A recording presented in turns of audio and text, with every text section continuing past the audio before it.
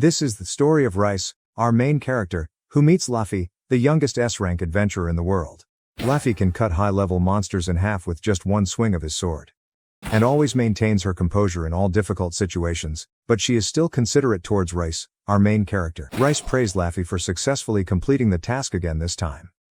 But then he realized there was a cut on her shoulder.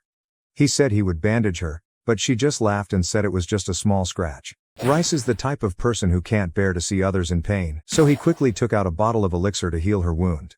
Laffy blamed him for being stupid, for carrying such a precious elixir and using it for a tiny scratch. She asked him why he wasted precious elixir on a wound that could be healed with just a little spit of saliva. He replied that her way of thinking was silly. Rice reassures Laffy that she doesn't need to worry about the elixir, as he can make more at any time. Hearing that, Laffy couldn't continue arguing about the elixir anymore.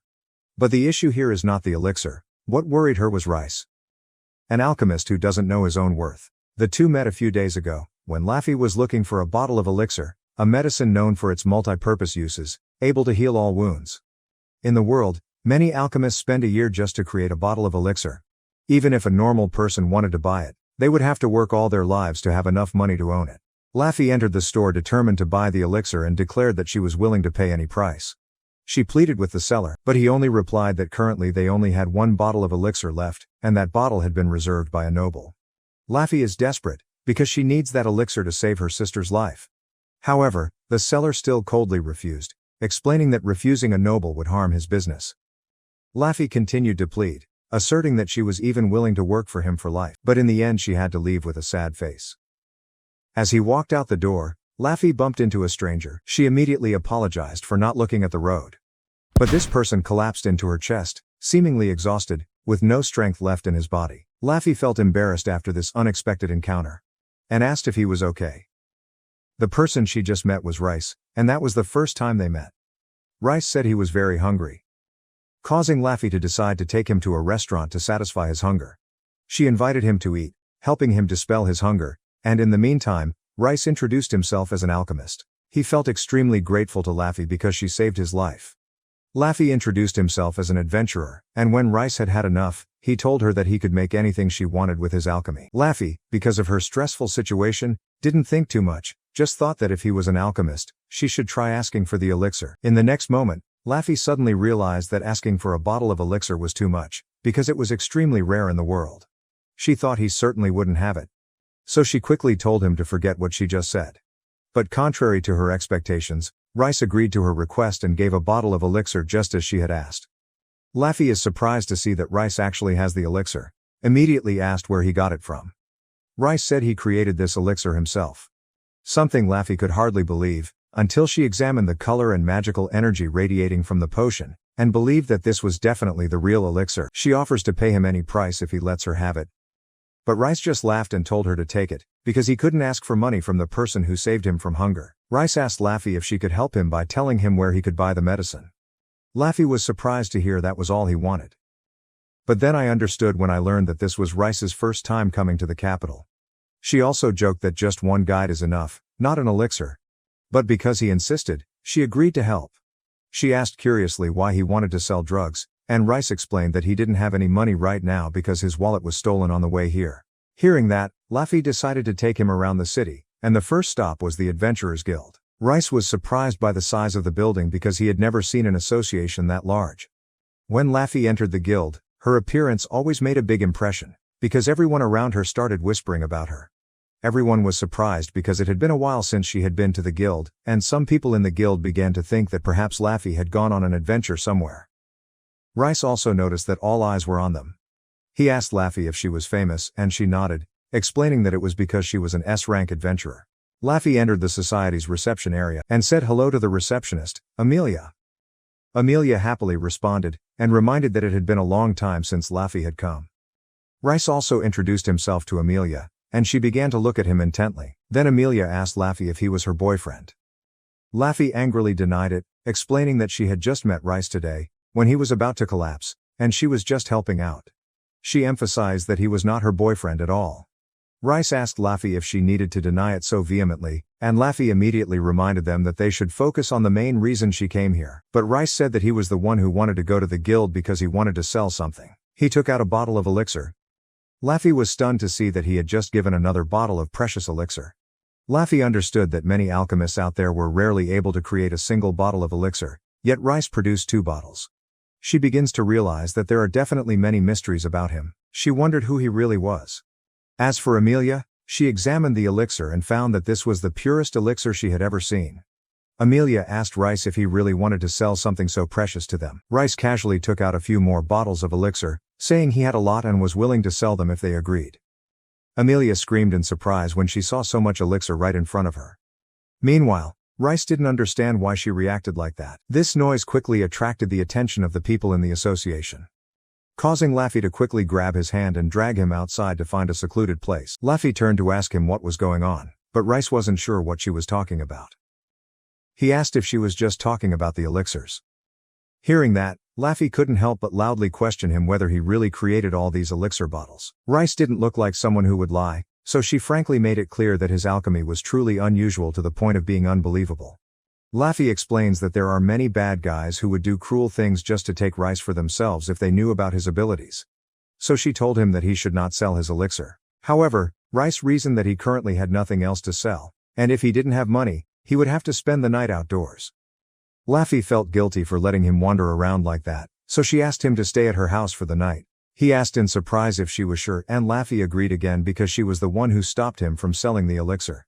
Rice thought for a moment, felt a bit nervous accepting an invitation to stay at a girl's house, but since this was an opportunity to have a decent place to rest, he decided to go to her house. When I entered the living room and sat down, Rice was amazed at the size of the house, big enough to accommodate up to 20 people. Then Laffy called him and brought a younger girl. Look quiet and polite when greeting. Laffy introduced the girl as his sister, named Sylvia. Rice also introduced himself to her. Laffy said he would prepare tea for everyone, but Sylvia offered to do it instead. However, Laffy did not want Sylvia to work, fearing her health would get worse. Sylvia sat down on the chair and was silent for a while Rice began to feel awkward sitting across from her. He began to think wildly, looking for a way to start the story. Sylvia was the first to speak, thanking Rice for the extremely precious elixir for her sister. Rice replied that he was the one who needed to thank him. But Sylvia said it was okay, she still wanted to thank him for Laffy, who always tried his best for her. Rice now understands why Laffy was so desperate before, and he tells Sylvia that she is lucky to have such a wonderful sister. Sylvia agrees, proudly saying that Laffy is truly the best sister in the world. Rice laughed lightly, making Sylvia a little confused. He apologized for thinking she was an adult before. Sylvia puffed her cheeks, telling him she was only 15. Rice thinks Sylvia is cute and hopes she gets better soon. Sylvia also wished that for herself with a bright smile. Laffy saw Sylvia happily chatting with Rice, and that made her feel relieved and happy. Then the night came and passed. The next morning, Rice said he would take the time to brew some medicine. Laffy curiously asked why he was so serious, and Rice explained that since he couldn't sell the elixir yesterday, he thought he'd try making some medicine instead. Sylvia immediately asked him how long it usually took to make medicine. Laffy knew that making potions was often a lengthy process, taking about an hour to make a bottle. But when it was Rice's turn to answer, he told Sylvia that it only took a few seconds for him. Sylvia thought it was so simple, as if there was nothing complicated at all. Then Laffy stood up and told Sylvia not to be fooled by Rice's talk about mixing time, because making a potion in seconds is something only an idiot like Rice could do. Sylvia heard the difference from the usual 1 hour to just a few seconds, and was a little confused. But she laughed when she saw Laffy and Rice arguing, with him insisting that he was no fool. Sylvia admits that Rice is indeed a strange person, while Rice is curious as to what that means.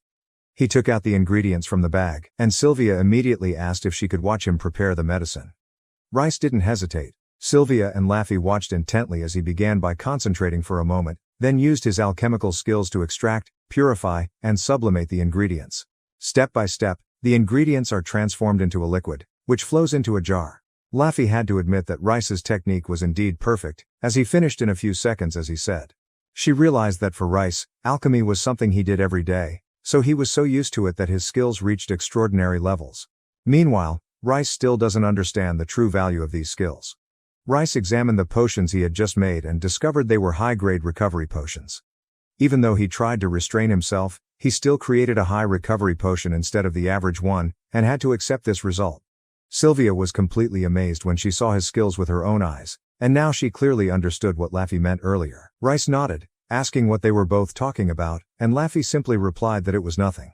Then she remembered the first time she met Rice. When Rice was about to collapse because his wallet was stolen, he was helped by an S-rank adventurer like Laffy. At first, she thought he was just an ordinary person, but his extraordinary alchemy skills stunned her, especially his ability to create elixirs with ease. Now, she had no more doubts. Rice's alchemy is truly unusual in every way. The two hurried back to the association, and Rice quickly apologized to Amelia for the incident the previous day. Amelia still remembered him and looked curious when he said he came today to sell something else. Soon, she realized he wanted to sell high-quality recovery potions. He asked if she would buy it, and Amelia agreed, but before the transaction, she wanted to ask him about the previous day. Laffy chimed in, saying they should leave and talk about it later. Amelia bought 15 high-grade healing potions as items for the guild and paid Rice 3 gold coins. Rice realized that he received more than he expected for these potions and that with that money, he could live well for 3 weeks. Amelia explained that the guild was lacking medicine recently, so it would be truly valuable for him to sell them some. Afterwards, Rice went to an inn, and Laffy stood looking at the request board to see if there were any suitable quests. Rice found there were all kinds of jobs, from gathering materials to slaying monsters. Laffy comments that it's good to have quests that don't require combat, such as finding lost cats, and, she accidentally mentions making potions. Realizing what he had just said, Laffy muttered to himself for letting this slip to an unusual alchemist like Rice. Rice decided to become an adventurer immediately, and upon hearing that Laffy's fears became reality, Rice is excited about being able to receive exciting rewards, while Laffy worries that, if someone knows about his extraordinary alchemy skills due to his carefreeness, things will be much more troublesome. She felt she had to do everything she could to stop him. Rice had gone to Amelia to register, and she was explaining the rankings to him. Right after that, he said he wanted to start as soon as possible and accepted a quest related to alchemy. Laffy tries to suggest quests other than alchemy, such as finding lost cats, but Rice quickly chose a quest related to alchemy that he wanted to do. Laffy tried to advise Rice to start with simpler tasks, but he insisted he only wanted to do this one because it caught his attention. Amelia also reminded him that the request he had just chosen was not a good idea, because the person who posted this request is known to be very strict, and no one has ever taken on this task and completed it. Rice still agreed to accept the mission. This makes both Amelia and Laffy worried when they see his innocent smile. Amelia asked him if he really heard what she just said, and he admitted that he heard it clearly, but he still wanted to do this mission because it seemed challenging. When Laffy couldn't convince him, Rice quickly went to the customer's residence. Remembering that Laffy was so worried about him, he told himself to complete this task smoothly to reassure her. When he entered, he immediately announced that he had come at the request of the association. Looking around, Rice saw many jars containing various herbs and medicines. And in front was a little girl sitting at the counter, seemingly just woken up by his voice. The girl greeted him and said he could start the mission right away. Rice called her kid, and asked if she was helping out here. The girl immediately introduced herself as Daisy and that she was the one who posted the request. She emphasized that she was also an alchemist like him. Hearing that, Rice introduced herself and sincerely apologized for misunderstanding her as a child. However, the first impression was not very good, so Daisy coldly asked him to follow her without further explanation. Daisy led Rice into a room filled with many herbs in jars and countless empty bottles lying on the floor. She said that his mission was to help her extract and purify these herbs. Rice asked if that was all, because according to him, extraction was just the process of distilling the herb into a liquid and then purifying it to remove impurities. Daisy told him to do his best, and Rice nodded in agreement, her eyes shining with excitement. She responded with a somewhat sly smile, warning him not to disappoint her. Rice felt the pressure and understood that he could not fail. After she left the room, he immediately got to work. The room began to glow from the energy emitted as Rice worked with alchemy. For him, extraction and purification is just a simple job that takes a few seconds. So he continued to repeat the process quickly and efficiently, with a precision that is hard to find elsewhere. Rice's alchemy skill is 50 times stronger than that of a normal alchemist. And soon he was finished with hundreds of vials. He wondered if this would be enough, thinking that he would surely complete this task and reassure Laffy. Rice worked while smiling brightly, excited about her work. Meanwhile, at the counter outside, Daisy welcomes another customer. When she looked at the clock, she realized it was late. Thinking that Rice must have been neglecting his work, because more than an hour had passed since she left him alone, Daisy quickly ran back to check, silently thinking that she could let him rest a bit. But when she entered the room, she was completely surprised. The whole room was filled with bottles, filled everywhere with hundreds of finished potions. Daisy couldn't believe all this was done in just 1 hour, so she shouted for rice. Looking around, she noticed that the herbs in the room were completely exhausted, proving that these potions were indeed made from ingredients in the room. However, she still couldn't understand how it could happen in such a short time. Daisy asked what Rice did to complete so many potions in such a short time. Rice simply replied that he used alchemy as usual. But she was upset and thought he was lying, should approach with heavy steps and ask him to be honest. Under her sharp gaze, Rice was a bit shy and offered to demonstrate the process right in front of her. As Rice demonstrated his normal extraction and purification process of her, Daisy started shaking and dizzy from the shock of seeing this actually happen. Rice insisted that he was not lying. And now she saw for herself that he was really just using alchemy as usual. And that he was not lying. But for Daisy, this cannot be considered normal at all. And finally, her mind could not bear it, causing her to faint. When Daisy opened her eyes, she saw Rice sitting next to her, waiting for her to wake up. He happily said that it was good to see her unharmed. But Daisy was even more surprised because his face was so close. Realizing that he was lying on Rice's lap, Daisy blushed in embarrassment and immediately punched him in the face out of reflex. Daisy asked Rice why she was lying on his lap, because she thought that was something that should only be done with a lover. He was sorry if she thought that way, but he just wanted to make sure she didn't fall to the floor. Daisy asked again to make sure he really had no bad intentions, then looked around to confirm that what she saw earlier was not a dream. She sighed, admitting that his alchemy skills were truly excellent.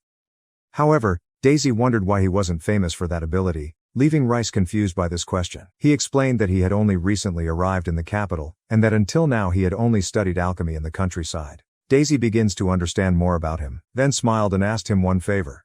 When he asked what it was, Daisy said that she wanted him to stop by and help out at the shop from time to time and become her alchemy teacher. Rice was surprised to be asked to become a teacher.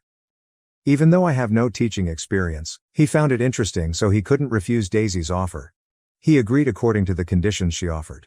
After that, Rice took out the request form.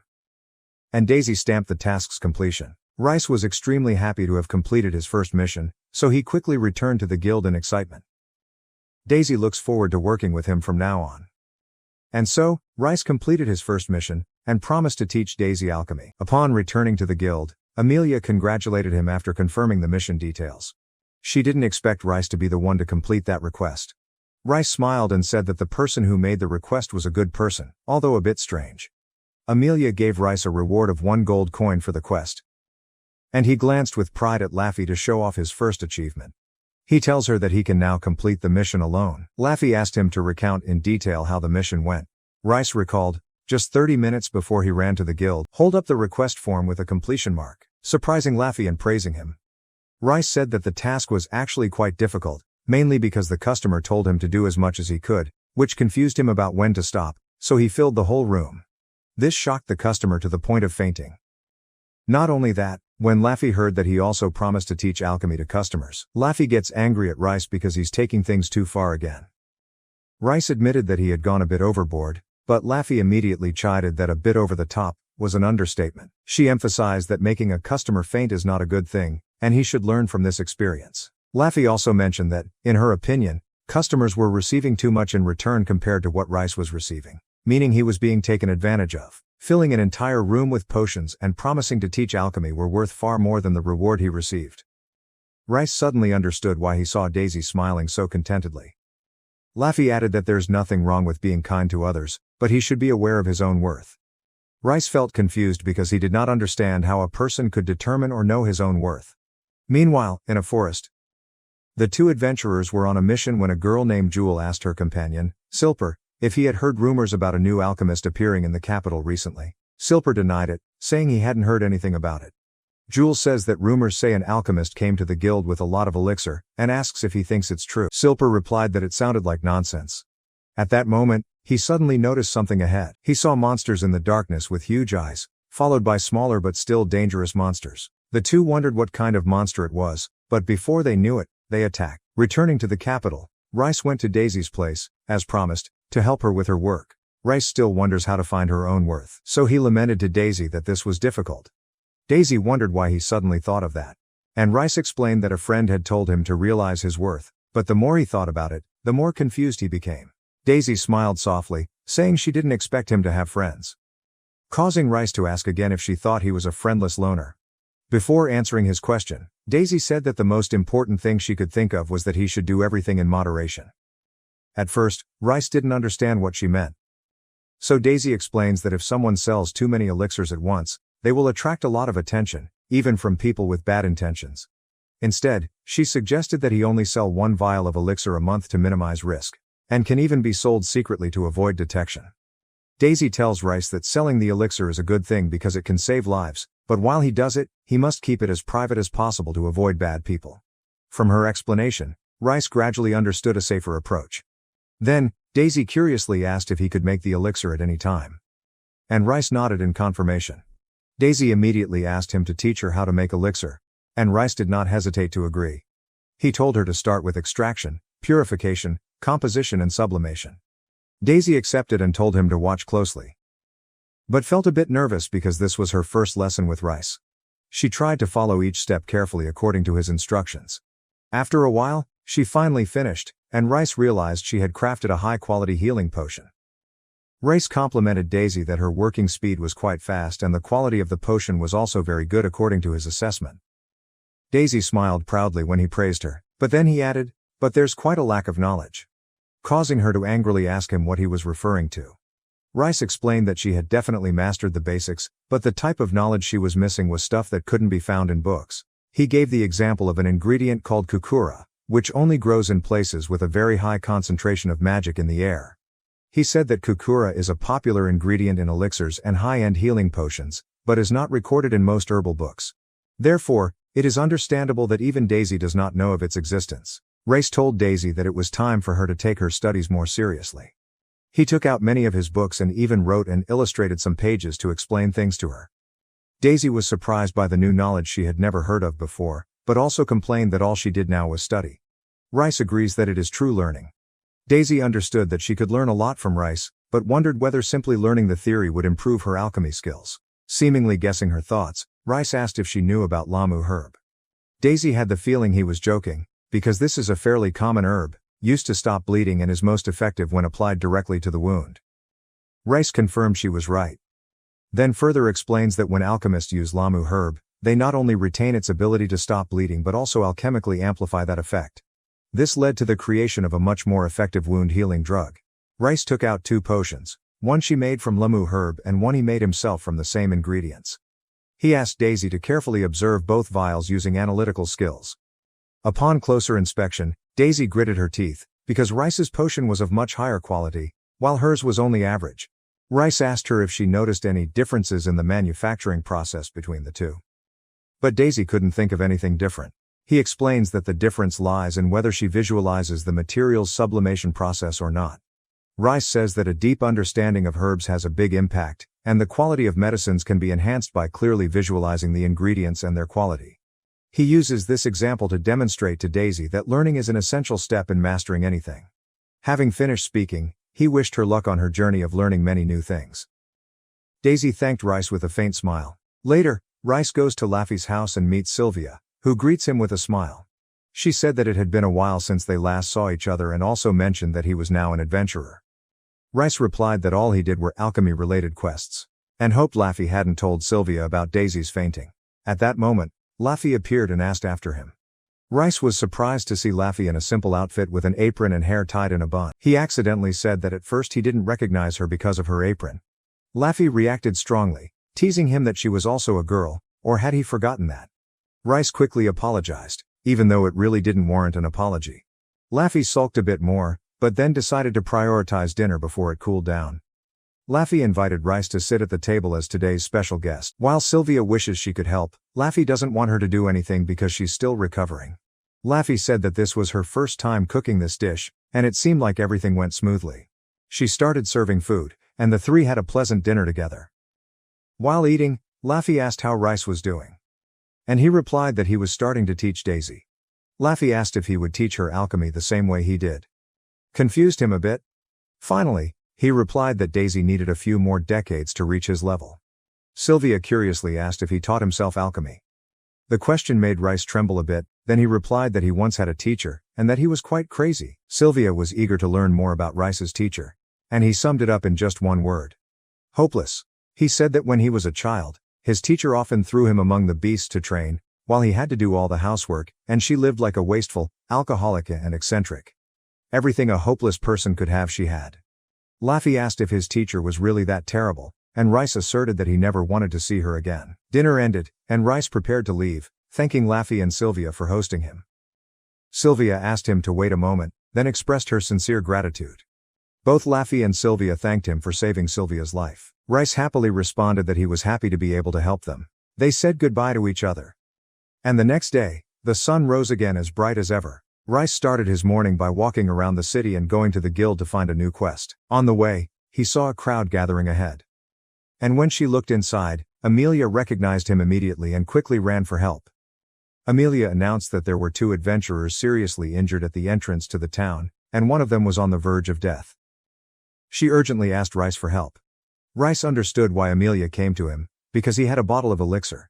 However, he was also worried that if he used the elixir here, in front of so many people, will attract a lot of unwanted attention, as Laffy and Daisy once warned. But I can't let this thought continue any longer. Rice decided not to hesitate and told Amelia to lead the way to the injured man. He couldn't ignore the lives of the people he could save. Amelia thanked Rice for his quick decision and led him to the injured adventurers.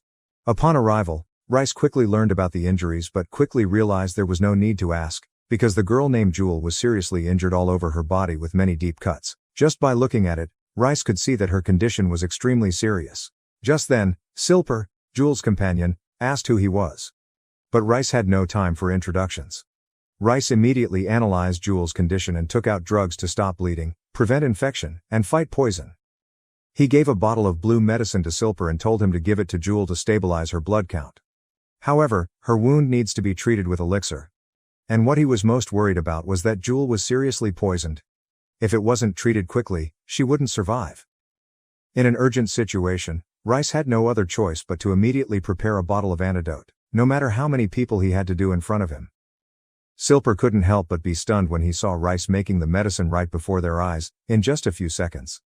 Rice quickly gave the last bottle of medicine to Silper and told him to give it to Jewel. When Jewel finished drinking, Silper saw her wounds begin to heal, and soon she felt better, with no more wounds on her body. Everyone standing around was amazed to see Jewel recover completely in the blink of an eye, and many people became curious about the identity of Rice, who had just used the elixir. Rice felt relieved that her life had been saved. Silper and Jewel thanked him wholeheartedly after everything was over. However, because there were so many witnesses, Rice began receiving a series of direct requests, many specifically asking him for help. He knew that sooner or later this would happen, but the pressure was much greater than he imagined. With just a glance, he could see that the number of requests easily exceeded 30, but what surprised him was that most asked him to make or sell elixirs for them.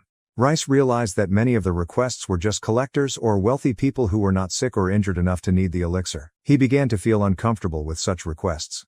At that moment, Jewel called him back and expressed her deep gratitude for saving her life the day before, affirming that she would repay him, even if it took her the rest of her life. Rice refused Jewel's offer, explaining that he used the elixir to help her recover, not to get anything in return. Seeing that she was sad because she couldn't do anything for him, Rice told him that she could help him when he was in trouble, seeing it as a way to repay the favor. Jewel was happy to finally be able to do something for him, and both left with deep gratitude to Rice. Rice, after feeling annoyed by a series of meaningless requests, is now happier thanks to Jewel's smile, reminding him that his power can help those who truly need it. This has profound meaning to me, and he decided that from now on he would only sell the elixir to those who really needed it. With that determination, he began to choose the most suitable tasks from the pile of requests he received. Rice spends her days completing each request, helping many people along the way and meeting many new people. As the day came to an end, he was exhausted from all his efforts. On the way home, Rice realized that he had completed all the requirements but was running out of ingredients due to making too many potions. He thought that perhaps it was time to return to his hometown to collect more materials, otherwise he would not be able to receive new missions in the near future. Later that night, Rice returned to the guild first to report the completed quests, but unexpectedly, Amelia has big news to announce. She said he had just received a direct request from a high-ranking noble. A request he couldn't refuse. Rice asked more about this noble, and Amelia said that they were from the Rhodium family, which he had refused once before when they asked for the elixir. Rice plans to refuse them again. But the problem was that the noble was already waiting outside the guild to welcome him. This was beyond Rice's expectations, for the Redium family was not only one of the high-ranking nobles, but also one of the 4 great families of the kingdom, descendants of the country's founders, and had direct support relations with the royal family. So, refusing them is not easy. The Redium family oversees most affairs in the kingdom, including land administration and diplomacy. They also have close ties with the Adventurers Guild, so Rice couldn't refuse them again without risking his reputation and position in the guild. Amelia wished him luck as he walked out the gate, while Rice just wanted to go home to rest but now had to put that idea aside. Soon, Rice was picked up by the Redium family's escort and rushed to their splendid mansion. He was overwhelmed by the golden light sparkling throughout the campus, because most of the decorations were made from gold. When he entered, he was greeted by a maid, who led him through the vast hallways to the room where her master was waiting. Rice wondered if this owner, Wills Redium, would listen to him. He doubted that someone who owned such a gold-covered mansion could be reasonable, but he decided to put aside his concerns and enter the room. Upon meeting Wills Redium, this high-ranking noble, Rice was greeted with an apology for bringing him here in such a sudden way. Rice introduced himself formally. And Wills appeared surprised by his youth, constantly praising Rice's talent in alchemy. Hearing these polite words, Rice just wanted to quickly go home, instead of wasting time on empty words. Wills got to the point, asking if Rice really had no intention of selling him a vial of elixir. No matter how polite Wills asked with a gentle smile, Rice still flatly refused in the same way, also with a polite smile. Wills then offered to buy the elixir for 300 gold coins, but Rice still refused, insisting that he had no intention of selling it, no matter how high the price. Wills suggested that his family could support Rice. But Rice is confident that he will be fine without that support. Realizing that Rice was steadfast in his decision, Wills asked if he had taught himself alchemy. Rice replied that he had a teacher. When Wills asked more about the teacher's identity, Rice said that even if he knew the name, it wouldn't help, because the person who taught him alchemy was known as Lurims. Wills was stunned to hear this name, and asked Rice again to confirm whether he was talking about the fallen hero. Rice had never heard of a fallen hero before, but he knew for sure that only his teacher, Lurimes, would be given such a humiliating nickname. Wills nodded, saying that this would explain a lot if Rice was a student of Lurims. Based on the rumors that Wills had heard, he guessed that Rice must have gone through many difficulties. Wills ended the meeting by thanking Rice for coming, and offering to prepare a carriage to take him back to the guild comfortably. However, Rice refused, saying he wanted to walk because he had something to stop by on the way home. Wills respected his decision and invited him to shake hands, expressing hope for a good relationship with Rice in the future. Feeling no hostility from Wills's words, Rice accepted the handshake and left the villa. While Wills felt impressed when meeting someone as interesting as Rice, after the meeting, Rice went to the market to buy food, enjoying some private time. Because he has been busy with many requests recently, he feels relaxed when he can do what he likes. Currently, he only had 1 bottle of elixir left, so on the way, he looked to see if there were any ingredients to buy more. On the way, Rice happened to see Laffy and Sylvia standing in front of him and immediately went to greet them. They recognized Rice and responded. Rice was happy to see that Sylvia was now out, and she thanked him again for that. However, he wondered about the staff she was holding. Sylvia explained that it was a staff used to enhance magic, and more surprisingly, she was also an adventurer. Rice didn't expect that Sylvia was also an adventurer, so he asked about her rank. Sylvia replied that she was an S-class mage, making Rice excited and curiously ask if she was preparing to take on any quests. Sylvia replied that she and Laffy had just completed a mission to defeat a water dragon. Rice was surprised to learn that Laffy and Sylvia were so strong, because water dragons were definitely higher-level monsters than S-rank. He looked at Laffy with surprised eyes and commented that she always said he was abnormal, when she herself was an extremely strong person. Feeling a bit cornered, Laffy quickly said that they were going home. Rice had no problem with that. He just said he would stop by Daisy's place, then said goodbye and left. After he left, Sylvia expressed curiosity about Rice's origins, because she felt he seemed to have lived alone all his life. Laffy told Sylvia that Rice used to live with a teacher, so at least he wasn't completely alone. This further aroused Laffy's curiosity, and she asked why Sylvia asked that. Sylvia explained that she had noticed that Rice almost never talked about herself. Laffy agrees that it is. They also haven't shared much about themselves with Rice. She wondered how Rice would react when he learned that she and Sylvia were not biological sisters. Laffy guessed Rice would be surprised to hear about how much Sylvia had changed since they first met. Laffy remembers the past when Sylvia was kidnapped by goblins as a child. When Laffy first met Sylvia, she was just a lost child, remembering nothing but her name and having no relatives. Laffy decided to adopt Sylvia, and since then the two have been together as family. Sylvia feels like she always relies on Laffy, but Laffy reassured her that it wasn't true, because Sylvia had also helped her a lot. With a smile, Laffy asked Sylvia to use magic to transfer their belongings to the carriage. Sylvia smiled and said that she could do this even while sleeping, but as soon as she used magic, she suddenly felt dizzy, her eyes darkened and she fell down. Sylvia's eyes turned dark red, causing Laffy to panic and run to her side, nervously calling out Sylvia's name. Laffy asked her what happened, and Sylvia weakly replied that she could not move, thinking that the elixir should have cured her, but it seemed the condition remained. Laffy held onto Sylvia tightly, deciding to take her home immediately. Sylvia weakly said that the furniture was still down there, but Laffy snapped that she was more important than any luggage. Not knowing what to do in this situation, Laffy realized that she needed to find Rice to help Sylvia. Meanwhile, Rice is walking through the capital, making her way to Daisy's shop. This time he came here by a different route, so he was a bit confused and unsure of the direction. Rice felt a little nervous when she first visited Daisy's store as a customer. He thought Daisy would probably be cold as usual. When he walked in, Daisy greeted him warmly, thinking he was a customer. But when she saw that it was Rice, her voice became as normal as he had expected. Daisy asked why he came here without any request from her, and Rice explained that he needed to replenish some ingredients. Daisy mentioned that she heard he went around saving people with elixirs, and she learned most of that from her customers. She also emphasized that he should be more aware of his own worth, as she said before. Rice replied that it was much more difficult than words said. Then quietly choose the ingredients to buy on the shelves around the store. Daisy quoted 2 gold coins for the ingredients, and Rice paid without haggling, realizing she was using her business smile. He joked that that smile gave him goosebumps, and Daisy just raised her eyebrows and asked what he planned to do with the ingredients he just bought. He replied that he wanted to try making an ointment. Daisy was surprised and immediately warned that if he could make a high-quality ointment, he would easily fall into the bad eyes of herbalists, because their jobs would be in danger if they had a house. Some alchemists suddenly appeared and made better products. Rice just laughed, saying this had never been a problem for him, but he remembered his teacher being hated by herbalists. Daisy, realizing she couldn't persuade him to give up, gave up and continued her work. Daisy mentions that the adventurers Rice saved earlier were attacked in a very strange place. Something he had never heard before, even though he had treated them himself. She said the area where the incident occurred had an abandoned house nearby, which made Rice feel even more strange. He recalled that the wound he had treated showed signs of both poisoning and decay, indicating that poisonous monsters could cause it. He deduced that the wound was definitely caused by some type of undead monster. Rice deduced that the adventurer's wounds could have come from a special weapon, or from an undead monster. Both were possibilities, but what puzzled him was why monsters appeared in an area with little magic, when they usually only appeared in places with a high concentration of mana. It was a mystery, and he decided he should return home. Suddenly, a hand from the door suddenly pulled him away. Daisy had a feeling something was wrong, but didn't have time to react. Rice was pulled away at breakneck speed, causing passersby to look back in surprise. Soon, he realized the person pulling him was Laffy. She apologized to him and said she would explain later.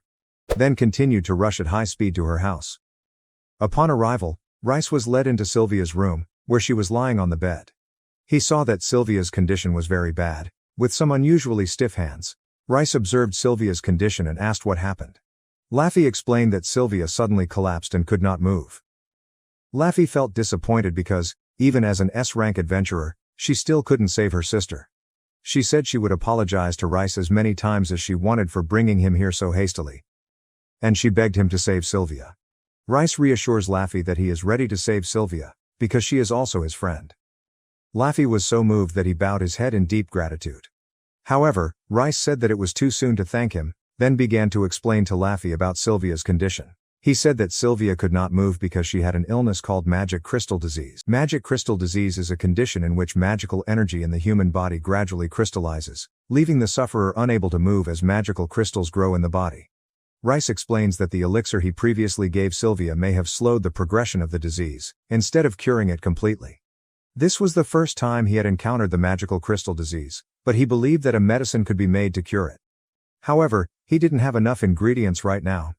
Laffy immediately said that she was willing to do anything to gather the ingredients, but the problem was that she was not familiar with herbs or medicinal materials. Rice asked her to go with him to his house in the forest, where he was sure to have enough ingredients to make the medicine, although he might have to face a few monsters along the way. Laffy agreed immediately, ready to deal with any monster. Rice looked closely at Sylvia again and noticed that the crystallization process seemed to have only just begun in the arms and legs, so it would take some time before it spread to the heart. Rice informed Laffy that Sylvia had about 7 days before her condition became critical, so they would leave early tomorrow morning. But before that, he had a few things to prepare, so he had to return to his inn. Laffy called him back and thanked him again, but Rice told her not to worry about it. That evening, Rice worked hard in his room, setting out many prepared ingredients in front of him. He added antidotes to the ointment, mixed monster repellents with healing potions, then finally he took off the ring he was wearing and continued the process, skillfully applying the collision resistance ability to the ring. Rice stayed up all night to complete the necessary preparations. The next morning, he went to the place he had arranged with Laffy, where she readied the carriage for them to make their way to his old home in the woods.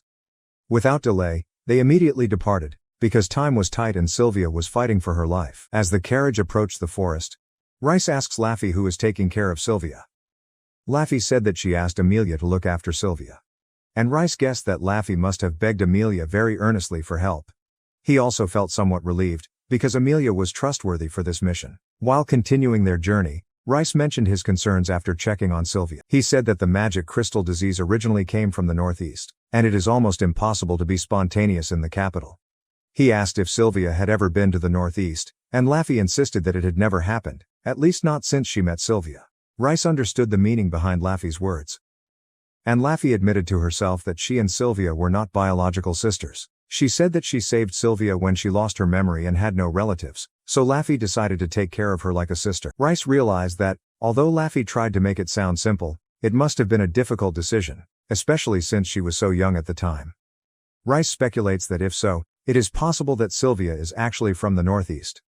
Laffy nodded, said he would take note of this, then asked more about Rice's house. He told her that it was just a small wooden house further down this road, which surprised Laffy because of the location so deep in the woods. Rice laughed and said he knew it was a bit unusual, so she didn't need to remind him any further. Rice reminisces about the small house his teacher took him to. They used to live together until one day she disappeared, and he still wondered where she was now. Suddenly, Laffy cried out when he saw a person collapsing in front of him. Rice quickly treated the person, and he warned them that if they planned to continue into the forest, they should go back immediately because he was attacked by a monster and only escaped with his life. Laffy asked what kind of monster attacked him, and the man guessed that it might be a blood wolf. Laffy thanks him for the information, but says they have their own reasons for continuing their journey. With determination, Rice and Laffy walked deeper into the forest, until they reached the area where Rice used to live. Rice told Laffy that from here they would have to walk, and he was confident that he would remember the way, so he would lead the way. He also reminded him that he should move slowly to avoid attracting the attention of monsters, and asked Laffy to always be alert. Laffy, determined to fight for her sister, sharply observed her surroundings, ready to face any monster. Rice felt reassured having an S-class adventurer by her side. They made it halfway to his house without encountering any monsters, until Rice felt something cold fall on his head. Wondering, Laffy suddenly shouted that there was something above him, and quickly pulled him aside. Otherwise, Rice could have been attacked. When they looked up, they saw that the attacker was not just one, but several blood wolves, their cold eyes stalking from above. Laffy warns Rice that they are surrounded by many blood wolves, and as they began to draw near, Rice briefly thought they were cornered. Even though he appeared calm, inside he still felt quite terrified. Rice even joked that if he could, he would have run away right away. But when the wolves rushed towards them, Laffy reassured him that if he wanted to run, she would stay and fight to hold back the monsters, allowing him to escape. She admitted that even for her, fighting and protecting him in this situation was a challenge. Understanding what she meant, Rice asked if she was sure it would be okay to fight alone. Laffy confidently replied that it would be easier to just focus on defeating the wolves, and reaffirmed that she was an S-rank adventurer, confident that she would be fine. Understanding what she meant, Rice quickly ran out of the siege as Laffy created space for him. He thought he would find a place to hide until Laffy destroyed all the blood wolves, but as soon as he found a place to hide, he discovered there were more blood wolves. Heart pounding, Rice didn't expect there to be so many monsters. He turned and ran with all his might, but the wolves quickly followed, their sharp fangs aimed straight at him. He struggled to avoid each bite, but the wolves kept coming, and Rice couldn't help but wonder how many more blood wolves were chasing him. Recognize dangerous situations. He decided to use the items he had prepared in advance. He took out a bottle of monster repellent and threw it at the wolves, thinking that their keen sense of smell would make them run away. Rice felt relieved, but surprisingly, after sniffing, the wolves continued to rush towards him. Rice realized that perhaps these blood wolves had a poor sense of smell. So he switched to another potion, this time a special dye he made himself to blur the target's vision. He quickly squirted the medicine into the wolves' eyes, hoping to make them lose their ability to see clearly. As the wolves staggered for a moment, Rice took the opportunity and hid behind a nearby tree. However, he still heard the growl of a blood wolf searching for him, but this time he hid carefully, trying to keep quiet to avoid being discovered again. Rice thought to himself that just dealing with the wolves' vision would be enough, but everything became too much for him. With no time to rest, a resounding sound suddenly came from above. And when he looked up, he was horrified to see something even more dangerous than the blood wolves. A giant undead skeleton, wielding a sharp sword, rushing towards him. Meanwhile, where Laffy was fighting, she destroyed all the blood wolves around her, although the battle took longer than expected. Realizing it was time to find Rice, Laffy suddenly heard a loud explosion from far away. Feeling something was wrong, she rushed towards the sound, trying to determine his exact location. Laffy had only one hope, that Rice would hold out until she arrived. As for Rice, in panic, he tried his best to run away from the giant undead skeleton chasing him, its sharp sword continuously swinging down, threatening his life every moment. Rice screamed in despair, wondering why everything wanted to attack him today. The giant skeleton that was chasing him was an unknown type of monster, with no clear rating, and might even be more dangerous than an S-rank monster. He tried to think of a way to cope, but realized that the skeleton did not possess any senses that he could exploit. Potions that repel monsters and dyes that cause blurred vision are useless against it. The skeleton was nearly 2 meters taller than him, holding a long sword that could cut down many trees with just one swing, making Rice shiver. He suddenly remembered the only weakness of undead monsters. Holy water. He only brought 3 vials of holy water, enough to slow down the skeleton for a moment, but unlikely to stop it completely. Rice tried to think, then suddenly came up with an idea. He took a vial of holy water and slammed it on the skeleton's head. The spot where the holy water touched began to melt, causing the skeleton to scream in pain. However, instead of weakening, the skeleton became angrier and began chasing Rice at a faster speed. While running, Rice hoped to reach a location he had in mind. When he arrived, he quickly took out a few more vials and smashed them on the ground. Wait until the skeleton approaches. Rice knew he only had one chance, so he used the compression and agitation skill on the ground where the potion bottles had been smashed. When the skeleton swung its sword to attack, it lost its balance and collapsed to the ground with a loud crash. Rice felt relieved to still remember this forest clearly, where there are many elements that can be used for alchemy. The reason the skeleton fell was because its leg stuck to a spot that Rice turned into a flexible sticky trap. Meanwhile, Laffy ran at full speed to find him. But there was no sign of Rice until she noticed smoke rising from a certain spot. A few minutes earlier, after temporarily immobilizing the skeleton, Rice quickly escaped to a safe distance. To signal Laffy, he took some ingredients and planned to create a smoke signal using alchemy. Use chora berries available in this area. He quickly created the signal and, knowing that Laffy could come from there, he tried to climb a nearby tree to hide. But as soon as he climbed the tree, he heard a whirring sound coming straight towards him. It was the giant skeleton's blade. He extended his hand forward, and the sword collided with an invisible barrier, which was his shockproof bracelet. However, the ring is destroyed immediately after one touch, leaving Rice in a dangerous situation, with no defense or strength to escape. The skeleton rushed at him with terrifying speed, and Rice truly thought this could be his end as the blade was only inches away from him. But at that moment, the skeleton's arm was slashed hard at the joint by another blade. Laffy arrived just in time, saving him in a split second. She shouted for Rice to bend down, then gave a powerful kick that sent the skeleton flying away. With a powerful blow, the skeleton collapsed to the ground. Joints crumble and disintegrate. Laffy breathed a sigh of relief, saying she was happy Rice was still alive and that she came to save him in time. She joked that she was just so amazing that he might fall in love with her, then laughed when she realized that Rice didn't seem to have any sense of danger. When she picked up the sword from the ground, Rice asked her if she had dropped it. Laffy explains that she threw it earlier to stop the skeleton's arm from attacking him. Rice recalls that something similar happened. At that moment, the skeleton began to regenerate. The bone fragments fused together and gradually stood up. Seeing this, Laffy realized this was a complicated battle and told Rice to step back so she could concentrate. When the skeleton fully recovered, she rushed in, this time crushing every piece of bone, especially its spine. After the decisive blow, the skeleton collapsed. Rice thought they had won. But Laffy says it's not over yet. The skeleton will continue to regenerate forever, and she cannot completely destroy it. Looking closer, Laffy realized that the skeleton was using magic to regenerate itself. As the skeleton began to sink into the ground to disappear, She quickly used the fracture technique to disrupt its magical flow. The powerful blow stunned Rice. And when he opened his eyes, he realized he was floating in the air with Laffy holding him in her arms.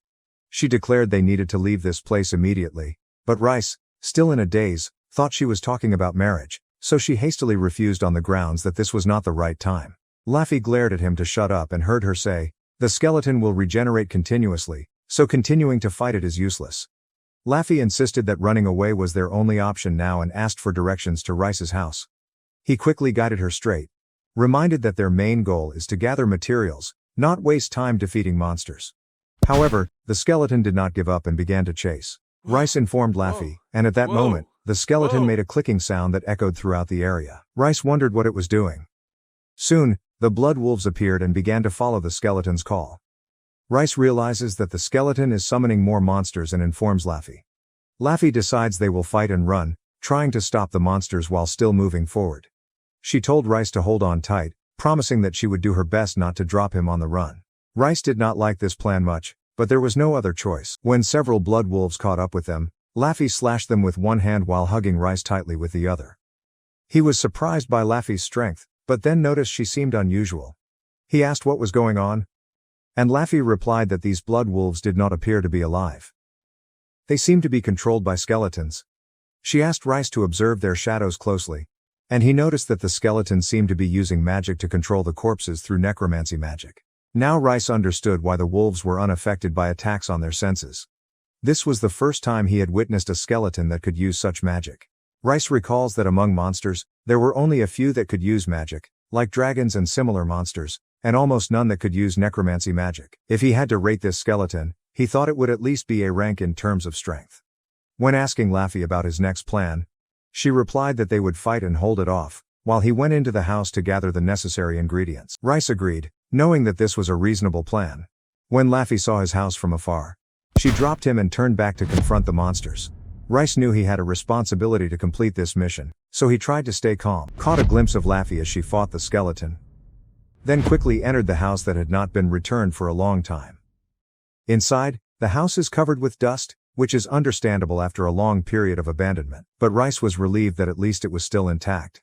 He went straight to the basement where valuable ingredients were stored. When he arrived, he found everything was fine, and there were so many ingredients that he wished he could carry them all. But because his bag could only hold a certain amount, he chose the most necessary ingredients. Taking one last glance at the ingredients he had risked his life to collect, Rice thought to himself that he would come back later to get them all. When he returned, he noticed a sword kept in the corner of the room. He recalled that this sword was from the time when he had to perform dangerous missions assigned by his teacher, when collecting rare materials. That day, young Rice returned home angry, screaming at his teacher, Lurimis, that she almost caused him to die on the last mission. Meanwhile, Lurims remained calm as if nothing had happened, only asking him to carefully store the ingredients he brought back. Rice was angry when she saw that the only thing she cared about was the ingredients, not noticing that her disciple had to risk his life and return injured from the undead. Lurimes calmly apologizes for forgetting to mention the zombies and tries to look cute to appease Rice's anger. He, familiar with her quirky personality, secretly thought that every day could be his last as he had to follow her demands. Lurims just laughed and said that she herself didn't know there were zombies there, then joked that dealing with them wasn't that difficult, just splashing some holy water was enough. Rice remembered as a child, complaining to Lurims that he couldn't use magic like her. She calmly said that if so, he would easily become a piece of raw meat before doing anything. Frustrated at the prospect of almost losing his life, Rice was furious. At that moment, Lurims pulled out a sword and gave it to him, said that it was something she had made a long time ago but had never used. Rice didn't have much hope for the sword because he didn't know how to use it, but Lurims just laughed, saying he just needed to swing it.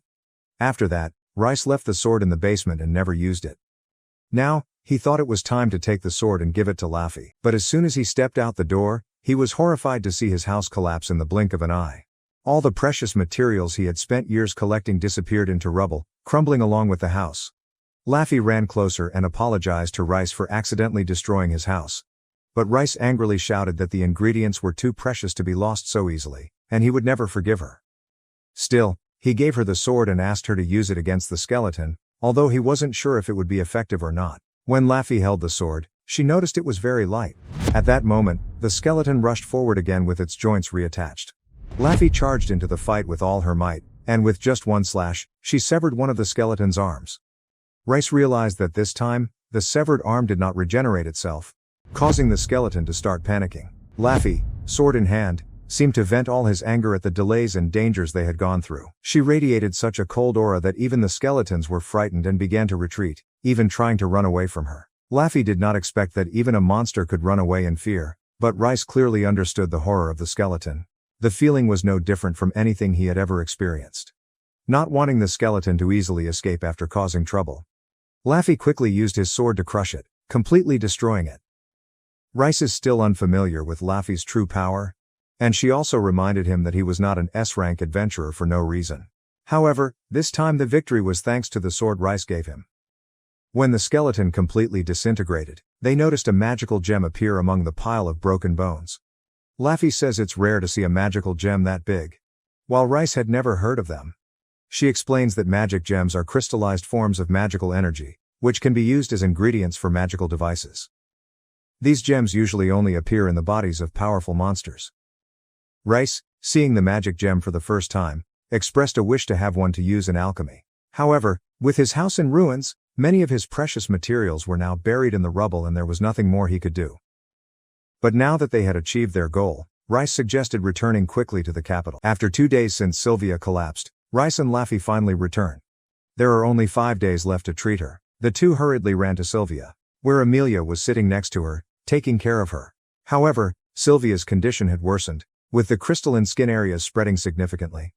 Amelia, exhausted from watching her, fell asleep next to the bed. Laffy breathed a sigh of relief and covered Amelia with a blanket, and Rice quickly went into another room to prepare to make medicine for Sylvia. He began to extract the necessary ingredients to create a medicine capable of absorbing magical energy, a unique method to combat the magical crystallization disease. Among the ingredients, Rice knew that an optimal ingredient had to be sourced from monsters. The best material for this is Vito, an SS rank monster that lives in the north. Vito not only has a will of his own, but also has the ability to control trees with powerful magic. Using parts of Vito in alchemy is dangerous, as its absorption properties can become difficult to control. Many alchemists have lost their lives because they were sucked in by Vito's energy. Rice was fortunate to get ingredients from Vito thanks to his teacher. Lurimes often hunted all kinds of monsters to use in her experiments, and Rice often received the remains from her. Now, he began to dilute the ingredients from Vito by adding water and heating, preparing for the next alchemy process. Once the process was complete, Rice focused on purifying and sublimating the material, maintaining constant attention to restrain Vito's ability to absorb magic. This was a complex, highly skilled process that only skilled alchemists dared attempt, and even for him, it was quite stressful. Rice thinks everything will be fine.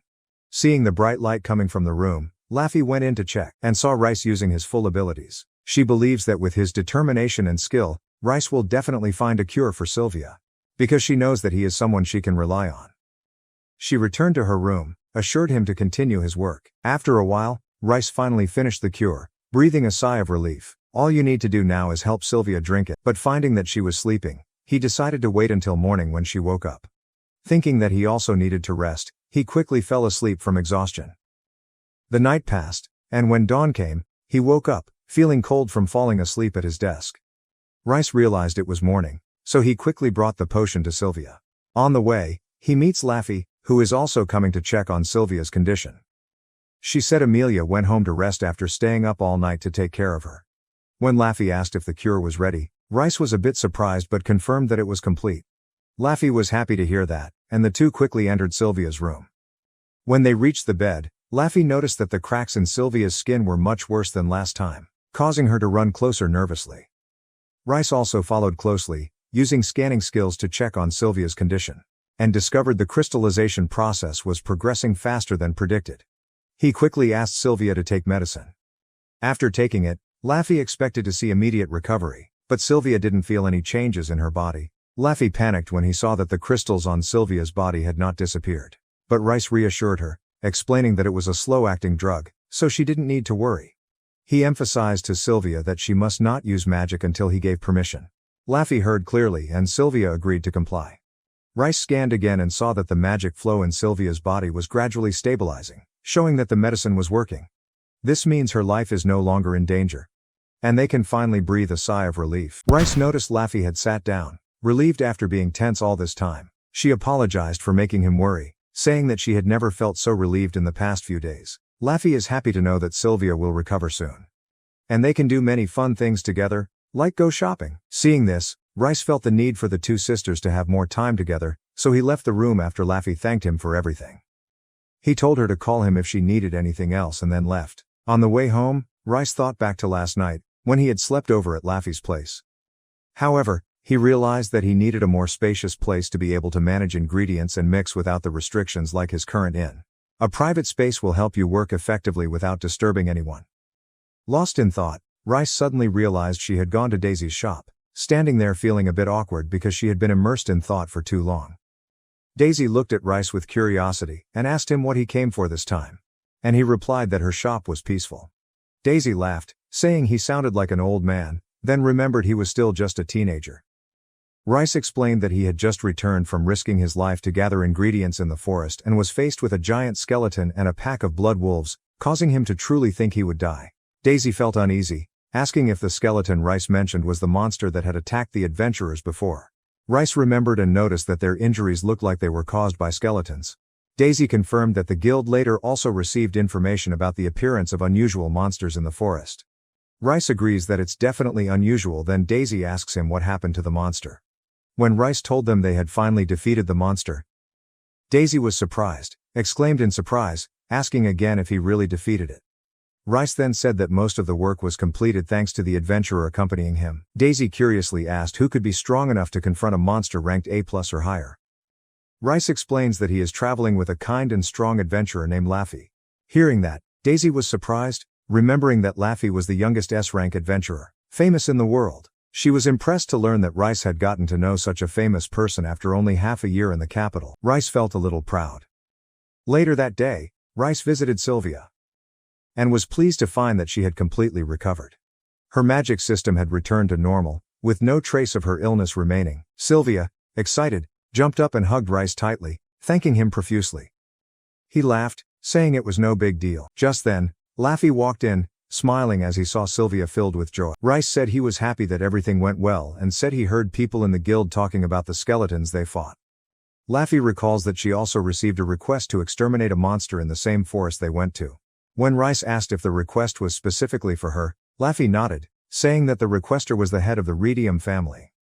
Rice knew about Will's Radium, even though the previous meeting had not gone well for him. Sylvia suggests that if they have destroyed the skeleton, they should report back to the guild.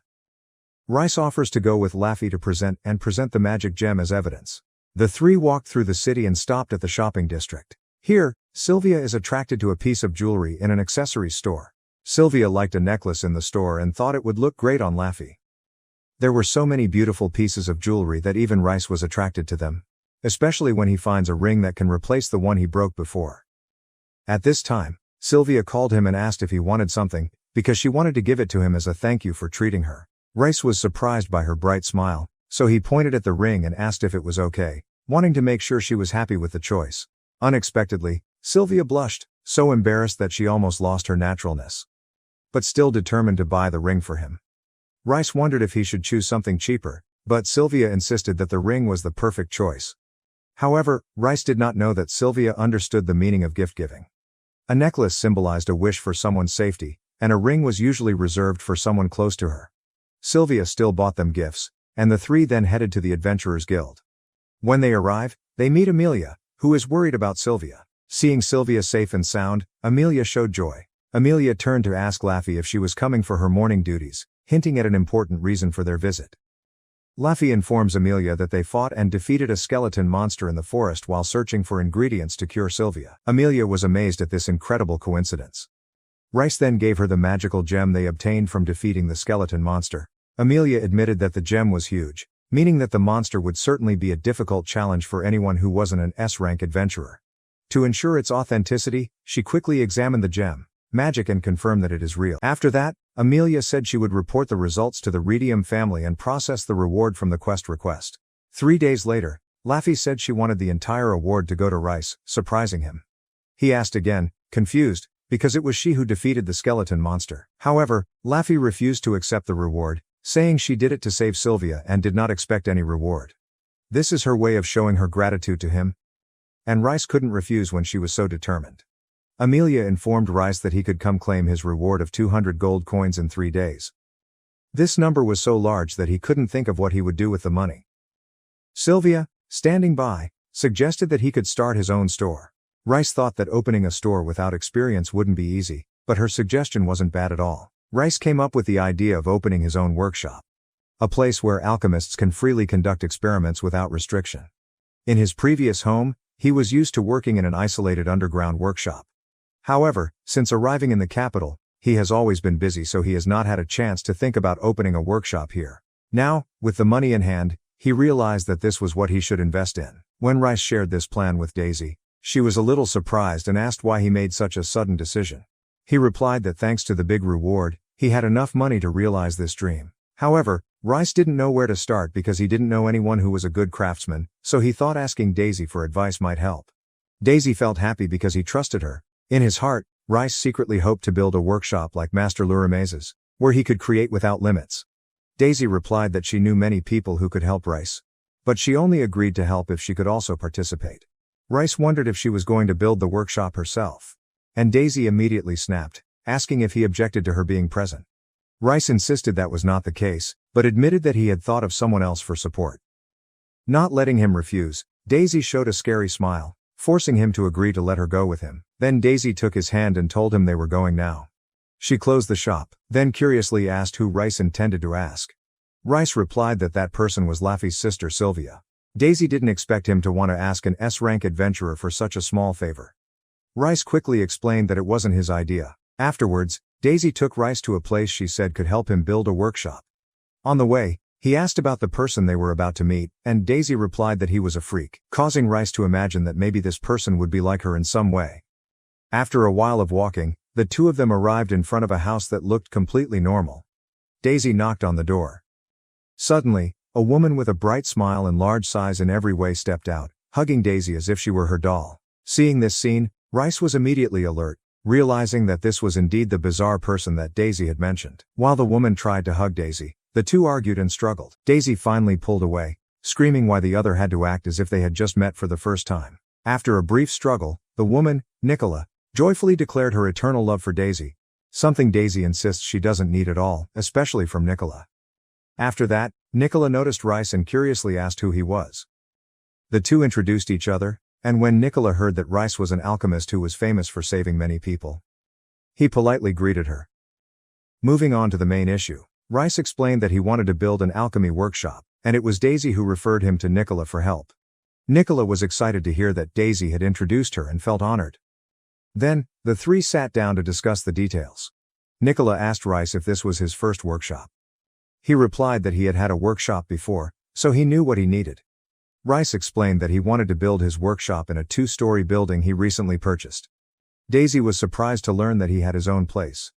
And he added that he had set aside a portion of his budget of 200 gold coins to invest in the workshop, ready to add more if needed. Nicola thought this amount was more than enough, but curiously asked him what he would use the workshop for. Rice replied that the workshop's main purpose was to brew potions and create magical devices, but he could also customize it to serve other purposes if needed. Nicola agreed to Rice's request. But when he produced the magical gem from the skeleton and asked if it could be used as part of the workshop, she appeared impressed by the gem's size and potential. Nicola realized that it could open up many new possibilities for them. Nicola asked Rice to show her around the house he planned to turn into a workshop so she could determine the exact cost. Rice agreed, and while waiting, he turned to ask Daisy how she knew Nicola. Daisy replied that she met Nicola when she was an adventurer and since then has not been able to escape Nicola's attachment due to her clingy personality. Rice nodded, admitting that she was right about Nicola, but what surprised him most was the fact that Daisy had been an adventurer. Just then, Nicola returns, ready to go, and the group travels together to Rice's new home. Daisy was a little surprised to see him buy such a big house on his own. Just as he described, it was a 2-story house with spacious space, especially on the ground floor. Rice showed them the location where he wanted to set up his work area on the ground floor, and Nicola began to observe and analyze. She suggested that a corner of the room would be suitable for placing a magical device to preserve herbs. After completing the survey, Nicola said she will create a price quote for all items that need to be done. Nicola also suggested that the magic gem could be used to store magical energy. Rice found this idea very logical, for if he stored magical energy in the gem, he could use it whenever his alchemical tools needed it.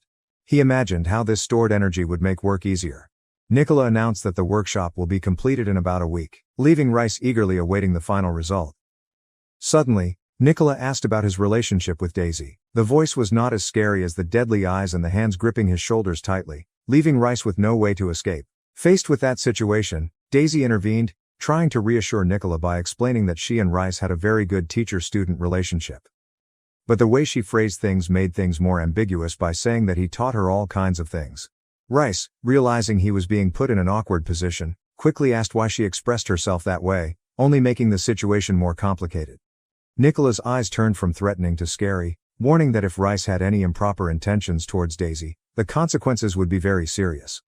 Rice hastily swore that he would never do anything like what Nicola was thinking. And Nicola finally calmed down. However, Daisy, uncomfortable with this story, Nicola suddenly hugged and kissed her on the cheek, encouraging her that she could come visit her at any time. Nicola refused to let go of Daisy until Daisy had to push her away quite hard, while Nicola kept laughing and joking as if enjoying herself. Tired of this scene, Rice asked them both to stop, and Nicola finally said goodbye and went home, leaving an exhausted Daisy sitting on the chair. Seeing Daisy looking tired, Rice asked if she was still planning to come help next week. Daisy replied that she would definitely come, although she said it with some trepidation. Finally, she sighed, said that next time she would try to endure Nicola, and then returned home to rest. Rice wondered if he would ever have the chance to witness the odd sight of Daisy and Nicola again. Afterwards, he went to the mall with Laffy. When she asked him what he was looking for, Rice replied that he was looking for things he might need for his workshop. When Laffy asked about the construction progress, an image of Nicola suddenly appeared in his mind, and he replied hesitantly that everything would probably work out.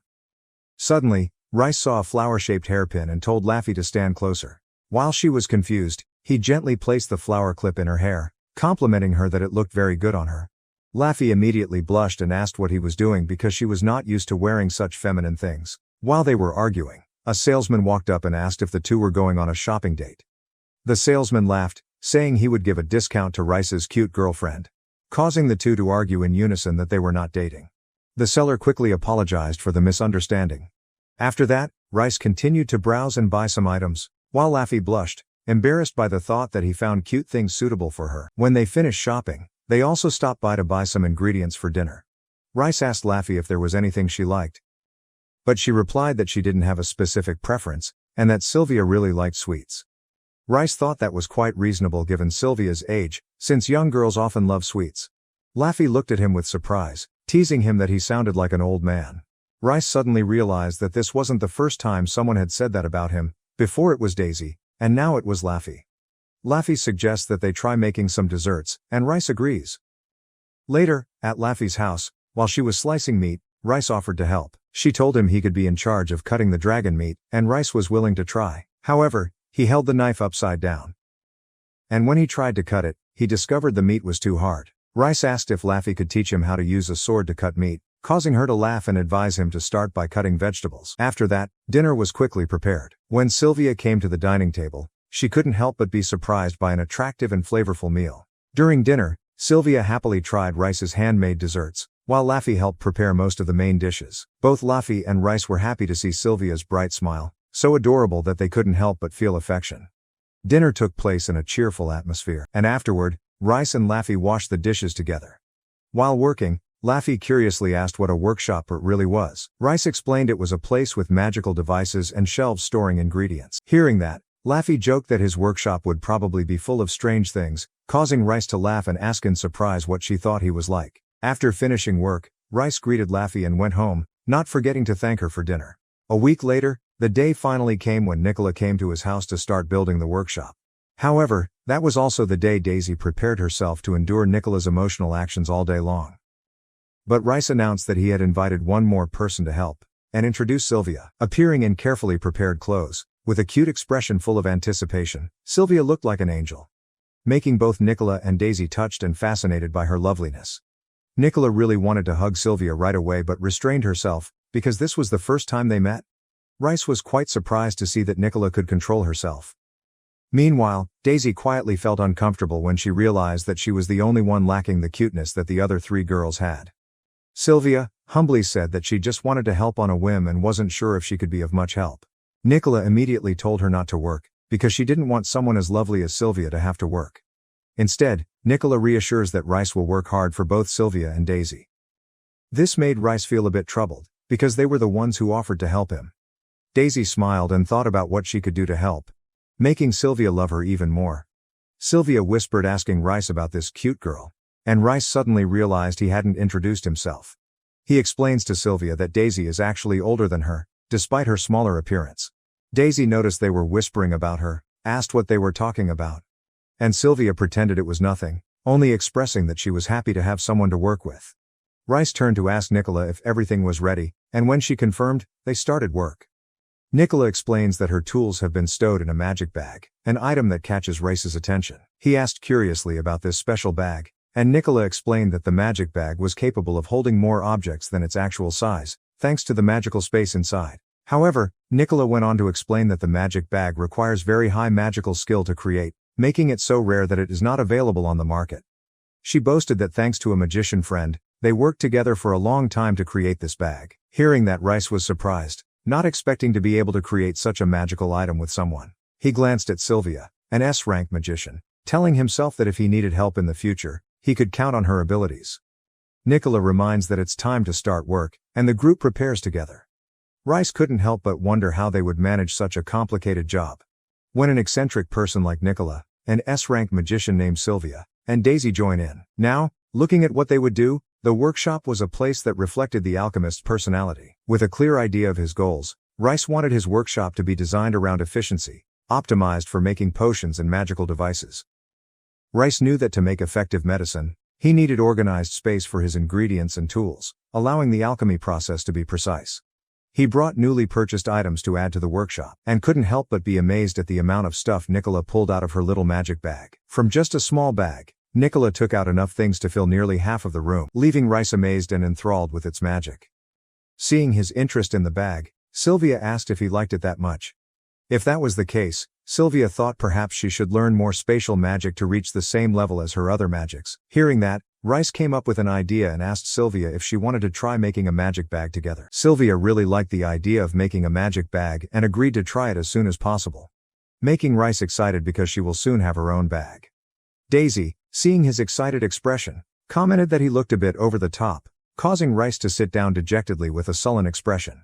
When it's time to get to work, Nicola suggests they start by installing a magical device to preserve the ingredients. Herbs often require different temperatures and storage conditions, so this is a top priority.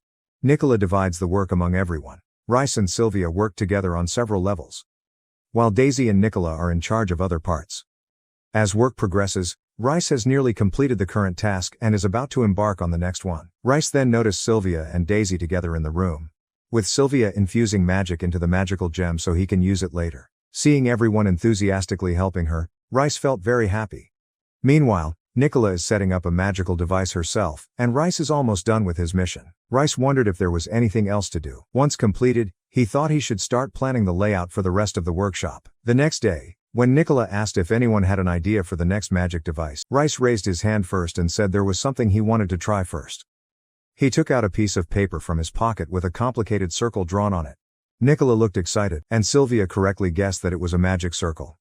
Rice confirms that this is a magic circle, but not like what everyone is thinking. When Daisy curiously asked what exactly it was, Rice explains that this is a magic circle for making magic devices. If he succeeded, he would be able to have the time it took to create the magic device, and use the magic gem as the energy source for this magic circle. This will make a big change for him, because usually when creating tools using magic circles, that formation can only be used once and then must be discarded. However, if his plan succeeds, Rice will be able to create even more items with the magic circle powered by the gem. Furthermore, the magic from an S-class magician like Sylvia would be extremely powerful. Nicola completely agreed, and admitted that she could see this approach working. So she suggested spending some time analyzing his magic circle. Rice and Nicola then began exchanging details, while Sylvia stood by, not completely understanding their conversation. After explaining, Rice said he would leave the rest for Nicola to handle, and approached Sylvia and Daisy to ask for more help. Sylvia curiously asked what help he needed this time, and Rice replied that he was thinking of making a magic bag. He wanted Sylvia to apply a bit of magic to the bag he had prepared, but with different properties.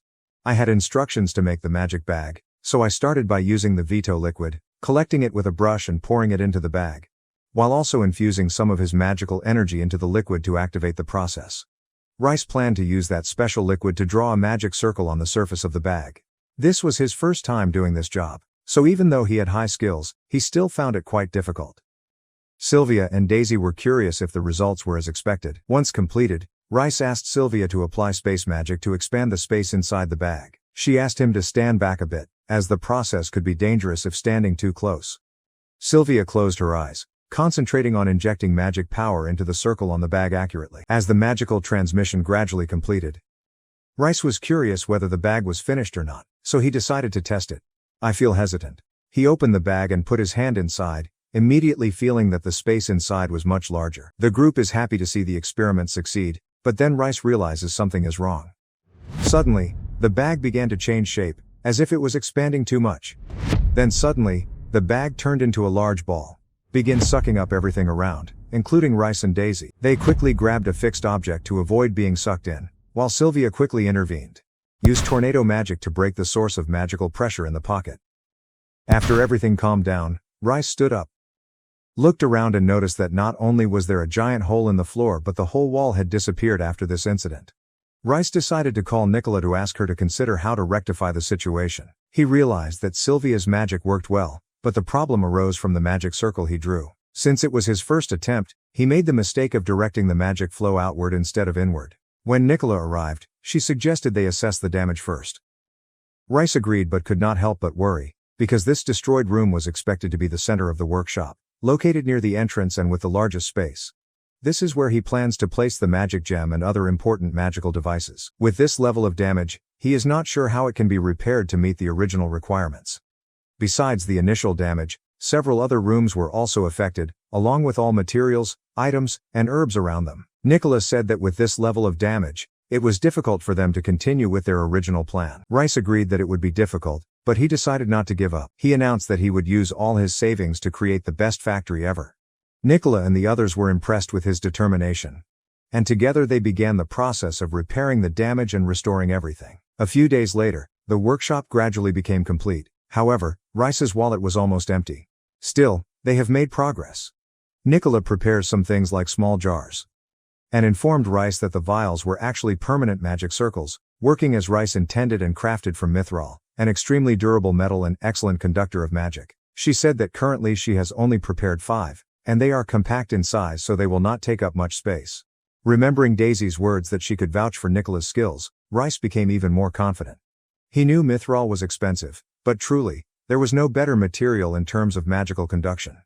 This made Rice realize that Nicola's talent was undeniable. Nicola gave him a special tool to carve circles into mithril's surface, telling him that when he finished, she would connect them to the magical gem. Rice agreed, determined not to make the same mistake as last time. Rice carefully drew the magic circles more than before. And after a while, he gradually became proficient. Finally, he completed the circles on all the magical devices. Nicola, satisfied with the progress, began connecting the magic gem to the circuit. Walked around the room and performed some operations that made Rice curious. Nicola explained that she was using magic to draw the circuit, something that normal alchemists could hardly see if they didn't know how. When Rice asked permission to observe how she did it, Nicola had no problem. She walked around the house with the magical gem, and Rice followed closely behind, watching and learning. On the way, he asked Daisy if it was true that she had gone on adventures with Nicola in the past. Nicola, her eyes lighting up when Daisy talked about their time on adventures together, asked if Daisy would talk about their romantic days. Rice knew well that the story was not that way. Nicola continued, saying that when she first met Daisy, she invited her to join her group, and claimed it was love at first sight. Even though it was only a short period of time, they had fun adventures. Rice curiously asked why they stopped being adventurers.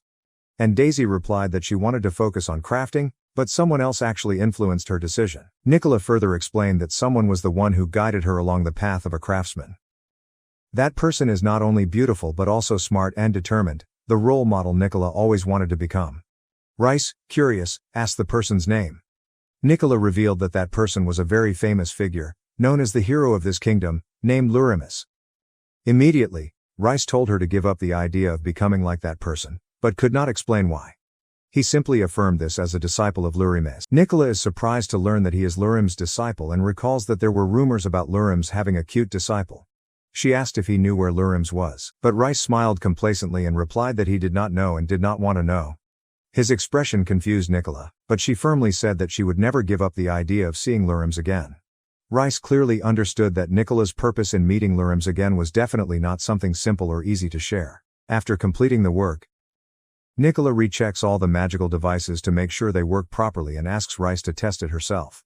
He agreed and set to work creating a magic bottle to contain the medicine. When he saw the jar working perfectly in the new space, Rice's eyes sparkled with happiness because his dream workshop had finally come true. Nicola told him to call her if he needed anything more. Sylvia and Daisy, seeing the light from the manufacturing process, went to inspect. And Rice happily announced that his magic circle was working. And his workshop was completed. Later, Laffy asked him about the state of the workshop, and Rice excitedly replied that everything was working very well. However, Amelia appeared again with a worried look on her face, this time holding a letter in her hand that looked like it came from someone with high authority. Rice asked her whose letter this was from, and she replied that it was not an ordinary letter, but a request directly from the royal family. Meanwhile, in a distant cold region, Lurims is enjoying his adventure. She accidentally encountered a wolf, but was not confused. She quickly cut the wolf in half and continued forward.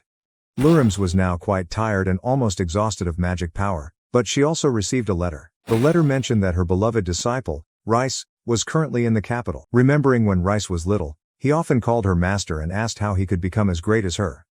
At that time, Rice was only 7 years old, so he believed that there must be some secret or trick. In response, Lurims asked Rice what was most important in alchemy. Rice recalled a memory when he replied that knowledge was the most important thing in alchemy. However, Lurims said there is something more important: practical experience. She demonstrated this by throwing him in front of the monsters and asking him to grab a fruit from a nearby tree, right next to a dangerous monster. That's when Rice began to realize how harsh his master was and how the dangers were getting closer and closer every day. Suddenly, Rice opened his eyes and realized he had fallen asleep on the chair in the workshop, accidentally falling to the ground. He rubbed his head, thinking that this wasn't the best way to start the morning, but also enjoyed his space, where he spent most of his time in the workshop to the point of getting used to falling asleep there. While working with alchemy, Rice found his current life to be comfortable, completely different from the harsh days under Lurim's guidance. He feels peaceful in his workspace. Until the letter from the royal family he received the other day bothered him again. This is a direct request from the royal family, and he couldn't refuse. What's more worrying is that the content of the letter did not specify what they wanted him to do, only asking him to come to the palace in the next 3 days. This was also the first time he dreamed about Lurimes, and he couldn't help but worry that his terrifying master might suddenly appear somewhere. The thought of Lurimes possibly interfering in his current life made him tremble, but he told himself that perhaps he was thinking too much. He returned to his morning routine, got dressed and went to buy more ingredients for today. Rice's day begins by watering the plants, arranging everything in the workshop, and carefully examining every detail because it all involves alchemy. The fruits of his hard work make him smile proudly, especially when it comes to keeping the ingredients perfectly moist, hydrated and light. After finishing, he neatly arranged his tools and prepared to go shopping. On the way out, he noticed his mailbox had a letter inside. Curious, Rice thought it might be a request letter from someone. But when he turned the letter over, the sender's name on the envelope shocked him. Dear Lurims. Rice was extremely shocked when he saw Lurim's name on the envelope. His eyes opened wide. He rubbed his eyes several times, hoping that he was mistaken, but his master's name was still clearly written on the letter, making him unable to suppress a cry of misery. After that, he went to the Adventurers Guild and called Laffy and Sylvia to an emergency meeting. Laffy asked why he called them here. Rice only replied that it was urgent because something bad was about to happen. Laffy guessed that it had something to do with a request from the royal family, but Rice explained that the problem was much worse, that his master, Lurimes, was coming to the capital. Laffy didn't expect this to be such a serious problem, and the three were silent for a moment, while Sylvia calmly enjoyed her dessert. Laffy said that Lurim's arrival in the capital could be a good thing and suggested holding a welcoming party, but Rice immediately objected, explaining that he had to flee immediately. Just the thought of Lurim's knowing where he lived terrified him. He feels that the peaceful life he worked so hard to build is in danger. Laffy tells him to calm down and says that if Lurimes is his master, then she is clearly not a normal person, but does he need to overreact like that just to avoid meeting her? Rice sighed, saying that if this were a normal reunion between teacher and student, it would be touching. But with Lurimes, everything was completely different. His teacher was so terrible that no rules or common sense could apply to her, and that was why he was determined to run away. Laffy asked again why he didn't want to meet his master if she wanted to meet him. But Rice shook his head, explaining that living with Lurims was a nightmare. He recounted how he had to cook, wash, clean, and always have to deal with the trouble she caused. Suddenly, another voice spoke up, admitting that it seemed reasonable. When they turned around, they were surprised to find Lurims sitting right behind them, greeting Rice in a friendly manner. Rice panicked, realizing his master had heard the entire conversation. Laffy and Sylvia never noticed her arrival. And Rice frantically stood up, making up an excuse that he had just remembered something important that needed to be taken care of immediately. Then Lurims appeared right next to Rice, put his hand on his shoulder and told him to take his time, because it had been a while since they had seen each other again. Rice shivered, replying with a voice full of fear, "Yes," while being extremely tense. When Lurims' eyes passed over Laffy and Sylvia, she couldn't help but tease, hinting that Rice was surprisingly going around and picking up cute girls. She joked about whether they were both his girlfriends, which Rice quickly denied, claiming they were just friends. He countered that she was rude to someone she just met and also joked that that was the reason she was still single. Rice's joke made Lurims a little hurt, so she reached out towards his face, pretending to say that he had something on his face. Before Rice could react, Lurims suddenly flicked his forehead so hard that he flew back several meters and crashed into the next table. Lurims called Rice draggish, but Rice knew she was the reason he was like that. She pretended to be naive and asked what he would do if she wasn't around. Laffy and Sylvia were amazed at her strange power with just a snap of her fingers. Laffy asked Rice about this woman's background. And Lurims introduces himself as Rice's master. After being introduced, Laffy replied that she had heard Rice talk about her, and she also introduced Sylvia to Lurims. While Rice gritted her teeth, stood up and asked her master what she was doing in the capital, Lurims replied that she had some business to settle with an acquaintance who had called her here. Lurims took out from her shirt a letter she had received from the royal family. Rice was stunned that his master, who was unlike anyone else, had human acquaintances. Lurims explained that she had a connection with the royal family and admitted that she did not like the nickname Fallen Hero they gave her. Hearing this nickname, Sylvia suddenly remembered that this was a famous name. Meanwhile, Lurims continued to tease Rice. Sylvia slammed her hand on the table, stood up and asked if she was really Lurims, the man who fought against the giant dragons that attacked the imperial city and helped rebuild the city afterward. Lurims was quite surprised that a young girl knew her so well. This was no surprise to Sylvia, because Lurims was famous as the strongest magician. Rice turned to Laffy and asked if it was true that his master did such troublesome things out of laziness. Laffy nodded in confirmation, and said that after Lurims helped rebuild the city, she demanded an unreasonable compensation. Rice was curious as to what she had asked for, because he knew his master was not too concerned with money. Laffy recounts that Lurims' request was to be allowed to drink for free anywhere in the citadel, and she subsequently drank out of every tavern for 3 days, causing the reconstruction celebrations to be postponed. Rice could only imagine the devastation his annoying master had caused. Meanwhile, Lurims and Sylvia are chatting about how Rice saved Sylvia's life, making Rice embarrassed as Lurims looked at him with amused eyes. When Rice asked her what she was thinking, Lurims just smiled slightly and replied, "Nothing." He then said that he had received the same request from the royal family and asked if she planned to accept. Lurims replied that it depends on what the specific request is. She wanted to be careful because the letter only asked to come without specifying anything else. Rice found it suspicious that even his master was not allowed to reveal the details. Unexpectedly, Lurims asked Sylvia if she wanted to learn some more magic from her. Sylvia eagerly agreed immediately, while Rice worried that she might encounter the same troubles he had experienced. But he couldn't bear to stop him when he saw Sylvia's bright smile. Rice told herself that if Sylvia was an S-rank adventurer, she would be fine, maybe even survive being thrown into a dragon's nest. He decided to let her do what she wanted, and he should go home. Everyone stood up, and Laffy said that she and Sylvia needed to complete a mission later. When Rice asked what Lurims would do, Lurims replied that since she had nothing to do right now, she would follow Rice. Rice knew he wouldn't be able to refuse, so he accepted. They went to his house together, and Lurims was impressed to see Rice's workplace, which looked neat and complete. Daisy greeted Rice and curiously asked who this woman was. Rice introduced this as his master, and Lurims also introduced himself. Immediately, Daisy recognized her name and asked if she was the famous Fallen Hero, making Lurims laugh and confirm. Daisy stared at Lurims in surprise, while Lurims also looked back at Rice with humor. Later, Rice asked Daisy about work, and she told him that they needed to start immediately because she had just received a rare ingredient, one that would take longer to process than usual. Rice was curious about what that rare ingredient was. When Daisy asked Lurms if there was anything to do here, Lurms just shrugged and said she was just taking a walk, then enthusiastically offered to help. Daisy replied that she could help, because more people were always a good thing. Together they went to the place where the ingredients were stored, and when Daisy took out that special ingredient, turns out it was kern, a plant from the southern tropics, famous for its heat retention and antibacterial properties. Rice and Lurms both recognized this plant. And Lurms commented that kern is not sold in this kingdom and is often eaten as a delicious snack. Daisy explains that they plan to use it as medicine instead of making herbs. Lurms pointed to the items on the table and asked if that was all that needed to be done. Daisy nodded in confirmation. Lurms decided to start immediately with the ingredients, and Daisy was worried about how things would go. Until Lurms used magic to control all the kern on the table, turning it into liquid form. Lurms explains that kern has the ability to retain heat and has antibacterial properties, but if there is even a small mistake during processing, it will give off a characteristic foul smell, making it unsellable.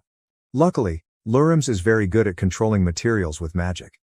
She manipulated the kern's yellow liquid gently and naturally, as if she were playing with it. Daisy was stunned by this scene, amazed to see that Lurms not only used magic to do alchemy, but also accomplished everything in an instant.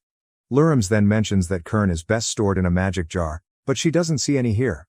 She asked Rice if he had any, but he is still in the making. Seeing that there was no magic jar to store it, Lurms said she would create her own. With just a snap of his fingers, several jars appeared around them.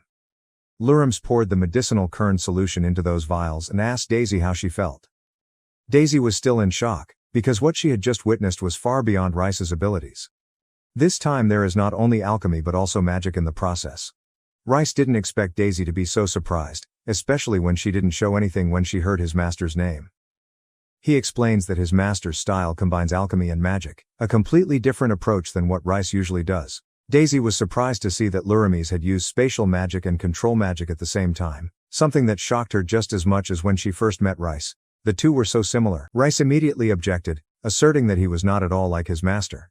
He doesn't drink, does his own housework, and has much more common sense than she does. Hearing that, Lurms seemed a bit uncomfortable, and they began to argue. Lurms criticized Rice for only worrying about making miscellaneous things like elixir, while Rice responded by mentioning that she used elixir to pay off alcohol debt. Daisy didn't know what to do with this scene, but since her work was done, she just sighed and left them alone. She secretly thought that both teachers and students were not aware of their own true value. The next day, Rice felt depressed because Lurms kept following him, as if it were the most natural thing in the world. Lurms replied that it was the master's duty to inspect his disciple's workplace. He said she should stay at an inn, but Lurms winked and teased that she wouldn't mind staying at his house. Although Rice tried to refuse, in the end he couldn't stop Lurms and let her come to the house. He asked Lurms not to wander around too much, and she agreed with a bored look on her face. When he saw many items in the house, Lurms asked him if he was thinking about opening a store. Rice replied that he was still considering and had not decided yet, because it was not something that could be done immediately. Lurms seemed happy to see that he was doing well and making reasonable decisions. But returning to his nature, Lurms immediately began to wander about the house, looking at everything around him with curiosity. After that, she found a comfortable place to lie down. Rice asked her if she really intended to stay here, and Lurms calmly agreed, confirming that that was her intention. This means Rice will have to cook, do laundry, and even clean the house for her, making him feel like his haunted past with his master has returned. He realized he was about to live in misery with her again. Lurms called him out of his thoughts and asked him to bring wine if he had any. Rice reminded him that he was still not old enough to drink alcohol. Hearing that, Lurms looked disappointed and a little annoyed because she really wanted to have a drink. Rice asked Lurms where she had been all this time, and she replied that she had been wandering around collecting ingredients and making new friends. Rice knew that Lurms could use teleportation magic, a type of magic that consumed a lot of energy, so she often had to rest for a long time after using it. Lurms then asked why he came to the capital, and Rice explained that monsters had begun to appear around his small house, so there was no other choice but to escape. He remembered the arduous days of leaving that house, avoiding monsters, saving Sylvia, handling emergency requests, and now the request from the royal family, making him feel tired. "I just wish I could take some time to rest and relax." Rice continued to tell Lurms that they should probably eat something, and he knew full well she would have no intention of getting up to help since she didn't know how to cook, which was quite surprising considering she could use both alchemy and magic. He was also sure she wasn't lying because she had witnessed Lurms' terrible cooking skills, enough to make others collapse. Lurim said she would go explore the other rooms while he cooked, and when he reminded her not to do anything strange, she just laughed and started running everywhere. While visiting Rice's house, she felt a bit nostalgic when she realized that her student had truly grown up. As a master, she felt very proud of his progress. Lurims then stopped in front of a room with the name of a season on the door, and without hesitation, she entered to see what was inside. But to her surprise, it was just a cold room that forced her to leave immediately. She wondered if Sylvia had helped him create that room, because Rice didn't have magic. Ignoring that room, she continued deeper into the house. She noticed that the jars of ingredients were arranged neatly, showing Rice's care. After that, there's only one last room left to explore. Made her curious about what was waiting behind the last door. With some excitement, she entered and realized the room was just a dark, slightly damp, but empty space. The room was empty, but then Lurims sensed something ahead in the darkness. Using her magic, she suspected that there was a thief in her student's workshop. But as soon as he saw more clearly, Lurims suddenly screamed, causing Rice to immediately run to see what was going on. He worriedly asked her what was wrong, and Lurims exclaimed in confusion that there were many insects in that room. Rice recalls that her teacher was afraid of insects, even though they were very useful. The insects he raises in his room have the ability to create unique silk that can withstand magic when absorbed. He thought that this type of silk could be used to make things like shoes and bags. Then he suddenly had an idea. He turned to Lurimes and asked if she could help him with something. After dinner, Lurimes agreed to his student's small request. They sat down to dinner, and it had been a long time since Lurimes had enjoyed his cooking. She talked non-stop while eating, to the point that Ray had to remind her to be careful. He then told Lurimes that what he needed her help with was making a magical device. Lurimes was curious as to what it was that even Rice couldn't make himself. He explains that since this device requires magic, he cannot make it alone. Lurimes was delighted to be able to help and stood proudly, ready to demonstrate one of his masterful techniques to his students. Her face sparkled with joy. But Rice had to stop her before she used her full magical power, because if we leave it like that, the entire capital could be flattened tomorrow. He suddenly thought of Laffy and wondered how she had felt before, witnessing someone completely unaware of her own strength. Lurimes asked Rice what exactly they were going to do. And he answered that it was a bag. A bag that used spatial magic to be able to hold all kinds of objects inside. Lurimes asked what she would do next, and he replied that she just needed to apply spatial magic. I think it's okay if there are any mistakes, because Lurimes is here. But her presence was like there were 100 people. This time, Rice decided to use a different method to make the bag, and uses silk from the spider he raises. Although this thread cannot compare to mithril, it is almost impossible to break with bare hands, and a fiber strong enough to withstand the weight of a grown man. Rice brought the bag to her, with the magic circle he had drawn on it. Lurimes placed his hand on the circle and started using his spatial magic. While Rice secretly hoped everything would go smoothly. In just a few short seconds, Lurimes completed the process, which surprised Rice at how quickly everything happened. He asked her if it was working as expected. Rice decided to give it a try by putting the last honey cake in the bag. The cake went inside easily, and then he reached in to get it out without any problems. Rice was surprised to see that the bag actually worked as expected, and Lurimes was proud of himself. He thanked her for her help. And that made her very happy, because before Rice used to get angry when she did anything. Afterwards, Rice ate the honey cake to see if the taste changed, and it still had the same wonderful taste, while Lurimes still secretly hoped she would enjoy that cake. Lurimes exclaimed earnestly that she wanted Rice to take her out for a drink as a thank you for helping him. Rice refused because he was still a minor. However, she immediately told him that he could just drink juice while she drank wine. Thinking back, Rice saw that it was nothing too serious, and Lurimes jumped with joy, saying that he had just promised her. Rice had to comply because she did him a big favor. The three of them then go to a plane, where Lurimes will teach Sylvia some skills. It seems that Sylvia requested to learn spatial magic. And Rice decided to stay to watch over her, because after all, the person who taught her was also his master. But when he saw Sylvia so happy, he realized that his worries were unnecessary. Laffy walked over and told Rice that Sylvia wasn't that weak, and the fact that she was personally guided by the hero who saved the entire city was admirable. She added that it was a pity that she couldn't learn anything from Lurimes since she was only a swordsman. Rice said that if Sylvia got injured it would be troublesome, but it would be best to let her practice on her own. Suddenly, Lurimes asked Sylvia if she wanted to learn the teleportation spell. Sylvia doesn't seem to know about it. So Lurimes explained that this spell was a very difficult type of magic, ranked 5th in the magic space, one of the top skills. Lurimes hopes that Sylvia, with her talent, can master it. Laffy noticed a hint of concern in Rice's eyes when Lurams decided to teach instant movement on a whim. Rice agreed but did not forget to mention that sometimes she was very trustworthy, but most of the time she was quite erratic. Lurams immediately announced that she would demonstrate teleportation to Sylvia. She concentrated, surrounded herself with spatial magic and immediately disappeared, only to reappear a few meters away. Sylvia was amazed by that magic, while Lurams performed it with ease. She told Sylvia to feel the magic by holding her hand. Soon, Sylvia began to feel the flow of spatial magic. Lurams then looked towards Rice, as if to announce what was about to happen, and then she told Sylvia that they should immediately try out what she had just learned. Sylvia was still confused, not fully understanding what she meant. But Lurams just snapped his fingers, and Sylvia disappeared before their eyes. Rice looked up and discovered Sylvia falling from above. He quickly took her into his arms and worriedly asked if she was okay. Sylvia replied that she was fine. But Rice knew it was dangerous, so he loudly blamed Lurams for doing it on purpose. Lurams pretends to be innocent, but Rice warns that he will leave an insect under her pillow tonight. Lurams immediately apologized profusely, promising to do anything as long as he didn't let any insects near her. Returning to teaching, Lurams asked Sylvia if she caught any feeling from the instant teleportation spell just now. Sylvia admitted that it was quite difficult to feel, but she was starting to understand a little. Lurams told her not to forget that feeling and emphasized that the key to performing teleportation was to maintain awareness of the connection between the target's coordinates.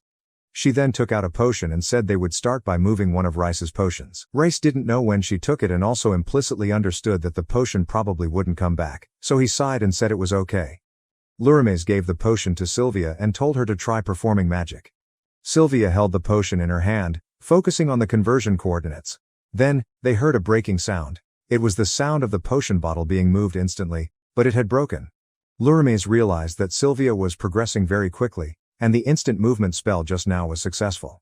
She announced that a normal magician wouldn't be able to do that, and now what Sylvia needed was to focus more on the target coordinates. Sylvia curiously asked what would happen if she tried to move a person instantly. Lurams replied that there was nothing much, other than the fact that the person would be split in half.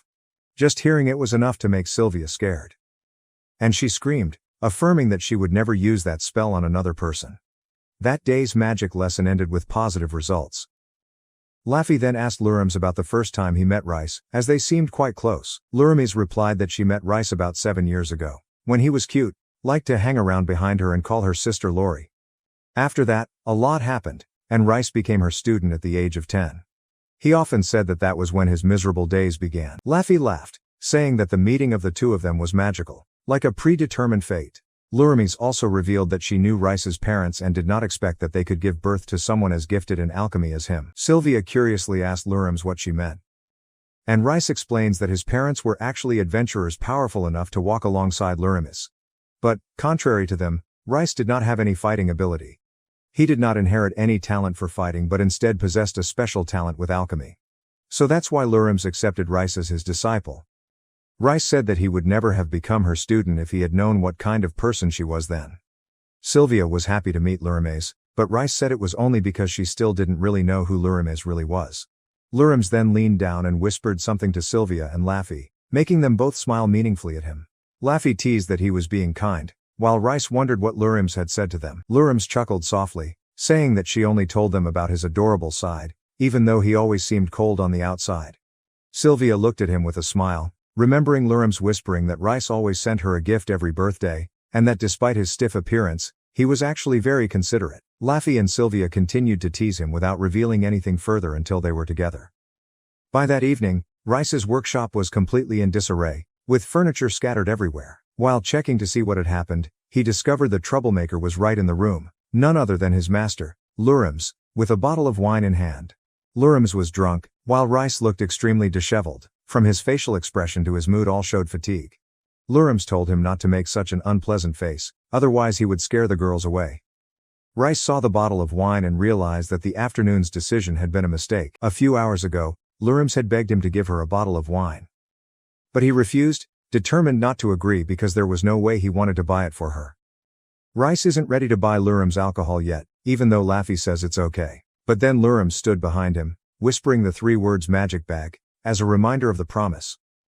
Immediately understanding her intentions, Rice reluctantly agreed, but he only promised to buy her a bottle of wine for dinner. Lurams happily thanked him, even though Rice did not want to hear that thank you from her. At first, he had a bad feeling about letting his master drink, but putting aside his worries, Rice looked towards Sylvia and apologized to her first. Sylvia was a bit confused by this unexpected apology, but afterward, he invited them to dinner and told them to relax while he finished cooking. Lurims happily agreed. While he continued chopping vegetables to prepare for the meal, Rice was working hard in the kitchen when he suddenly heard a loud bang. He ran out to check what was going on and discovered Lurims wandering around, causing trouble while drunk. That is the reason for the current chaotic situation. Rice asked Laffy what happened, and she replied that Lurims suddenly started using magic without even opening the bottle of wine. Rice looked towards the wine bottle and immediately guessed that Lurims must have used teleportation magic to drink the wine right from the bottle. Not only that, she also used water magic to refill the bottle, which left Laffy and Sylvia unaware, while Rice clearly understood Lurims' personality. He told her to sit down at the table, but she didn't listen and just danced around there. Seeing this, Laffy asked Rice what they should do now. Suddenly, a strong wind blew out from Lurims, enough to make people move from their places. Rice didn't expect that she could still use magic even when drunk, because magic requires a lot of concentration to cast. Meanwhile, Lurims can activate magic with just a fleeting thought. Sylvia stepped forward, deciding to use a strong measure to suppress Lurims' magic. Lurims did more and more crazy things, shouting that it was all because of Rice. Meanwhile, Sylvia quickly cast suppression magic. Immediately, Lurims became even more uncontrollable with his magic, but fortunately, Sylvia succeeded in suppressing it. Finally, Lurims fell to the floor and fell asleep, because she was so drunk. Rice stood and looked around the house. Even though the wind had stopped blowing, he still had a lot of work to do. He went to give Lurims a dose of sobering medicine, and secretly decided in his heart that he would not let her drink anymore. Meanwhile, Lurims slept like a baby. Laffy offers to take care of the cleaning, while Rice can take care of Lurims. He was very grateful for her help. Later, Rice noticed that one of his vials was still intact after the chaos. He immediately took Lurims back to his bed and started doing what he planned to experiment with. Rice took some rin sasogi and fruits and used them to make something that didn't take much time. It was something related to his teacher causing trouble for Laffy and Sylvia. Rice hopes that this will be a reasonable apology, so he put the rin fruits in a pan and started the stirring process. This process helps the fruits gradually transform into liquid form in the mixture. When he looked, he saw that everything was going well. He added sasogi to this liquid and proceeded to purify and filter it using alchemy. This was the first time he did something other than medicine, and he completed it smoothly, achieving the expected results. Then, he returned to Laffy and Sylvia, people who are in the middle of cleaning work. Sylvia used magic to speed up the cleaning. And when Rice arrived, he wanted to express his gratitude and apology for what had happened before. I invite them to accept what I have prepared, and they asked him what this was for. Rice said it would be quicker to show them, so he put the bottles on the table. The bottles began to glow brightly. It's so beautiful that one can look at it forever. Rice was glad to see they liked it, and explains that the rin fruit glows in different colors when liquefied, and the sasogi he added helps create light when it's dark. It was a beautiful lamp made with alchemy. Sylvia and Laffy thanked him for this special gift. Rice replied that it was just his way of apologizing for causing so much trouble. Then he asked them what they should do with the dinner they planned to have. Laffy reminded him that he still had a direct request for tomorrow, so it would be best if they left soon, as he also needed to prepare for it. Meanwhile, at the mansion of one of the great noble families, the Linford family, they are the descendants of famous herbalists who participated in a war more than 100 years ago. This family is famous for their excellent magical talent and many achievements on the battlefield. Since then, the Linford family has produced many talented physicians with each generation. Currently, the Lord's eldest son, Seth Linford, was standing looking out the window with a worried expression. He sighed, which made his sister Licia feel angry, because she believed that sighing would cause one to lose happiness from one's mouth. Seth wondered where this logic came from, but his gloomy face was enough to answer the remaining questions. Licia came to him and tried to make him smile. She softly said that he looked radiant when he smiled. Seth felt grateful to have someone as positive as her by his side. She asked him what he was thinking, and he replied that they were matters she could guess. Licia mentioned if it was something their father had said before regarding the royal family. Seth's silence confirmed her question. Licia expressed that she wanted Seth to inherit the family, but that his happiness was the most important thing to her. Seth said he had no objection to the family succession, but the problem lay with their youngest brother, Orda. Licia knew that Orda had greater abilities than Seth, both as a physician and a magician, which is why Orda believed that he was the more suitable candidate to inherit the family.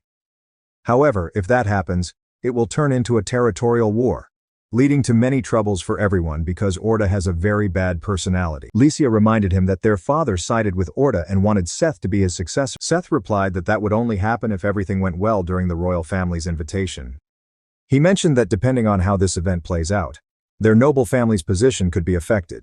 Lycia knew that wouldn't be good, and much of what happened now depended on direct orders from the royal family. The royal family chose 2 people from the Linford family to carry out the mission, Seth and Orda. Seth insists that he will do his best, even if Orda can prove superior. He wished he could have better abilities. However, Lycia shouted to remind him that she was here to cheer him on. Meanwhile, Seth said he would try to think of a solution. By then, Lycia hoped nothing bad would happen, but he was plagued by negative thoughts. Lycia loudly reminded him not to think pessimistically. Seth informed her that he was going to see their father. He felt a bit guilty for making Lycia worry so much. At that moment, he suddenly realized his younger brother Orda was standing in front. When Orda saw Seth, he immediately spoke up, saying he heard his footsteps, like a small mouse. Seth is unhappy with this meeting, while Orda suggests that they go together to see their father. Seth felt it wouldn't be good to refuse, because it might give Orda a chance to say more bad things. As they walked together, Orda began boasting about his achievements, claiming that his abilities were superior, and that he was perfectly suited to inherit the family. Seth paid little attention to Orda's boasts, only wishing he could study comfortably. Back at the Rice house, Lurimaze suddenly falls from the swing and wakes up, only to see Rice, who was preparing for something with a scary expression after seeing her. He said that she was crawling like an insect and should stand up immediately. Lurimaze suddenly hugged him tightly and said that he should show more admiration for his master. But the only thing Rice could give her right now were intense stares. Lurimaze told Rice not to look at her with those eyes, and now she felt sad. Rice replied that she could complain freely later, then helped her up. Lurimaze called Rice cold because of the way he treated her. He asked Lurimaze to prepare immediately, because today they were going to the palace. He still couldn't quite understand what this direct request meant, but no matter what, he had to make sure not to leave a bad impression. Lurimaze told him not to be too hasty because the castle wasn't going anywhere. Rice smiled at her before reminding her that it was Lurimaze who made them late. She quickly replied that she would prepare immediately, but in her heart she thought that Rice was becoming more and more talkative when facing her. She wished he could be like when he was young, when she was pampered by his students like before. Lurimaze used magic to get ready in just a moment, and now they were ready to go. Lurimaze asked where her breakfast was, and Rice reminded them that they didn't have time for that. But she wouldn't have breakfast today anyway.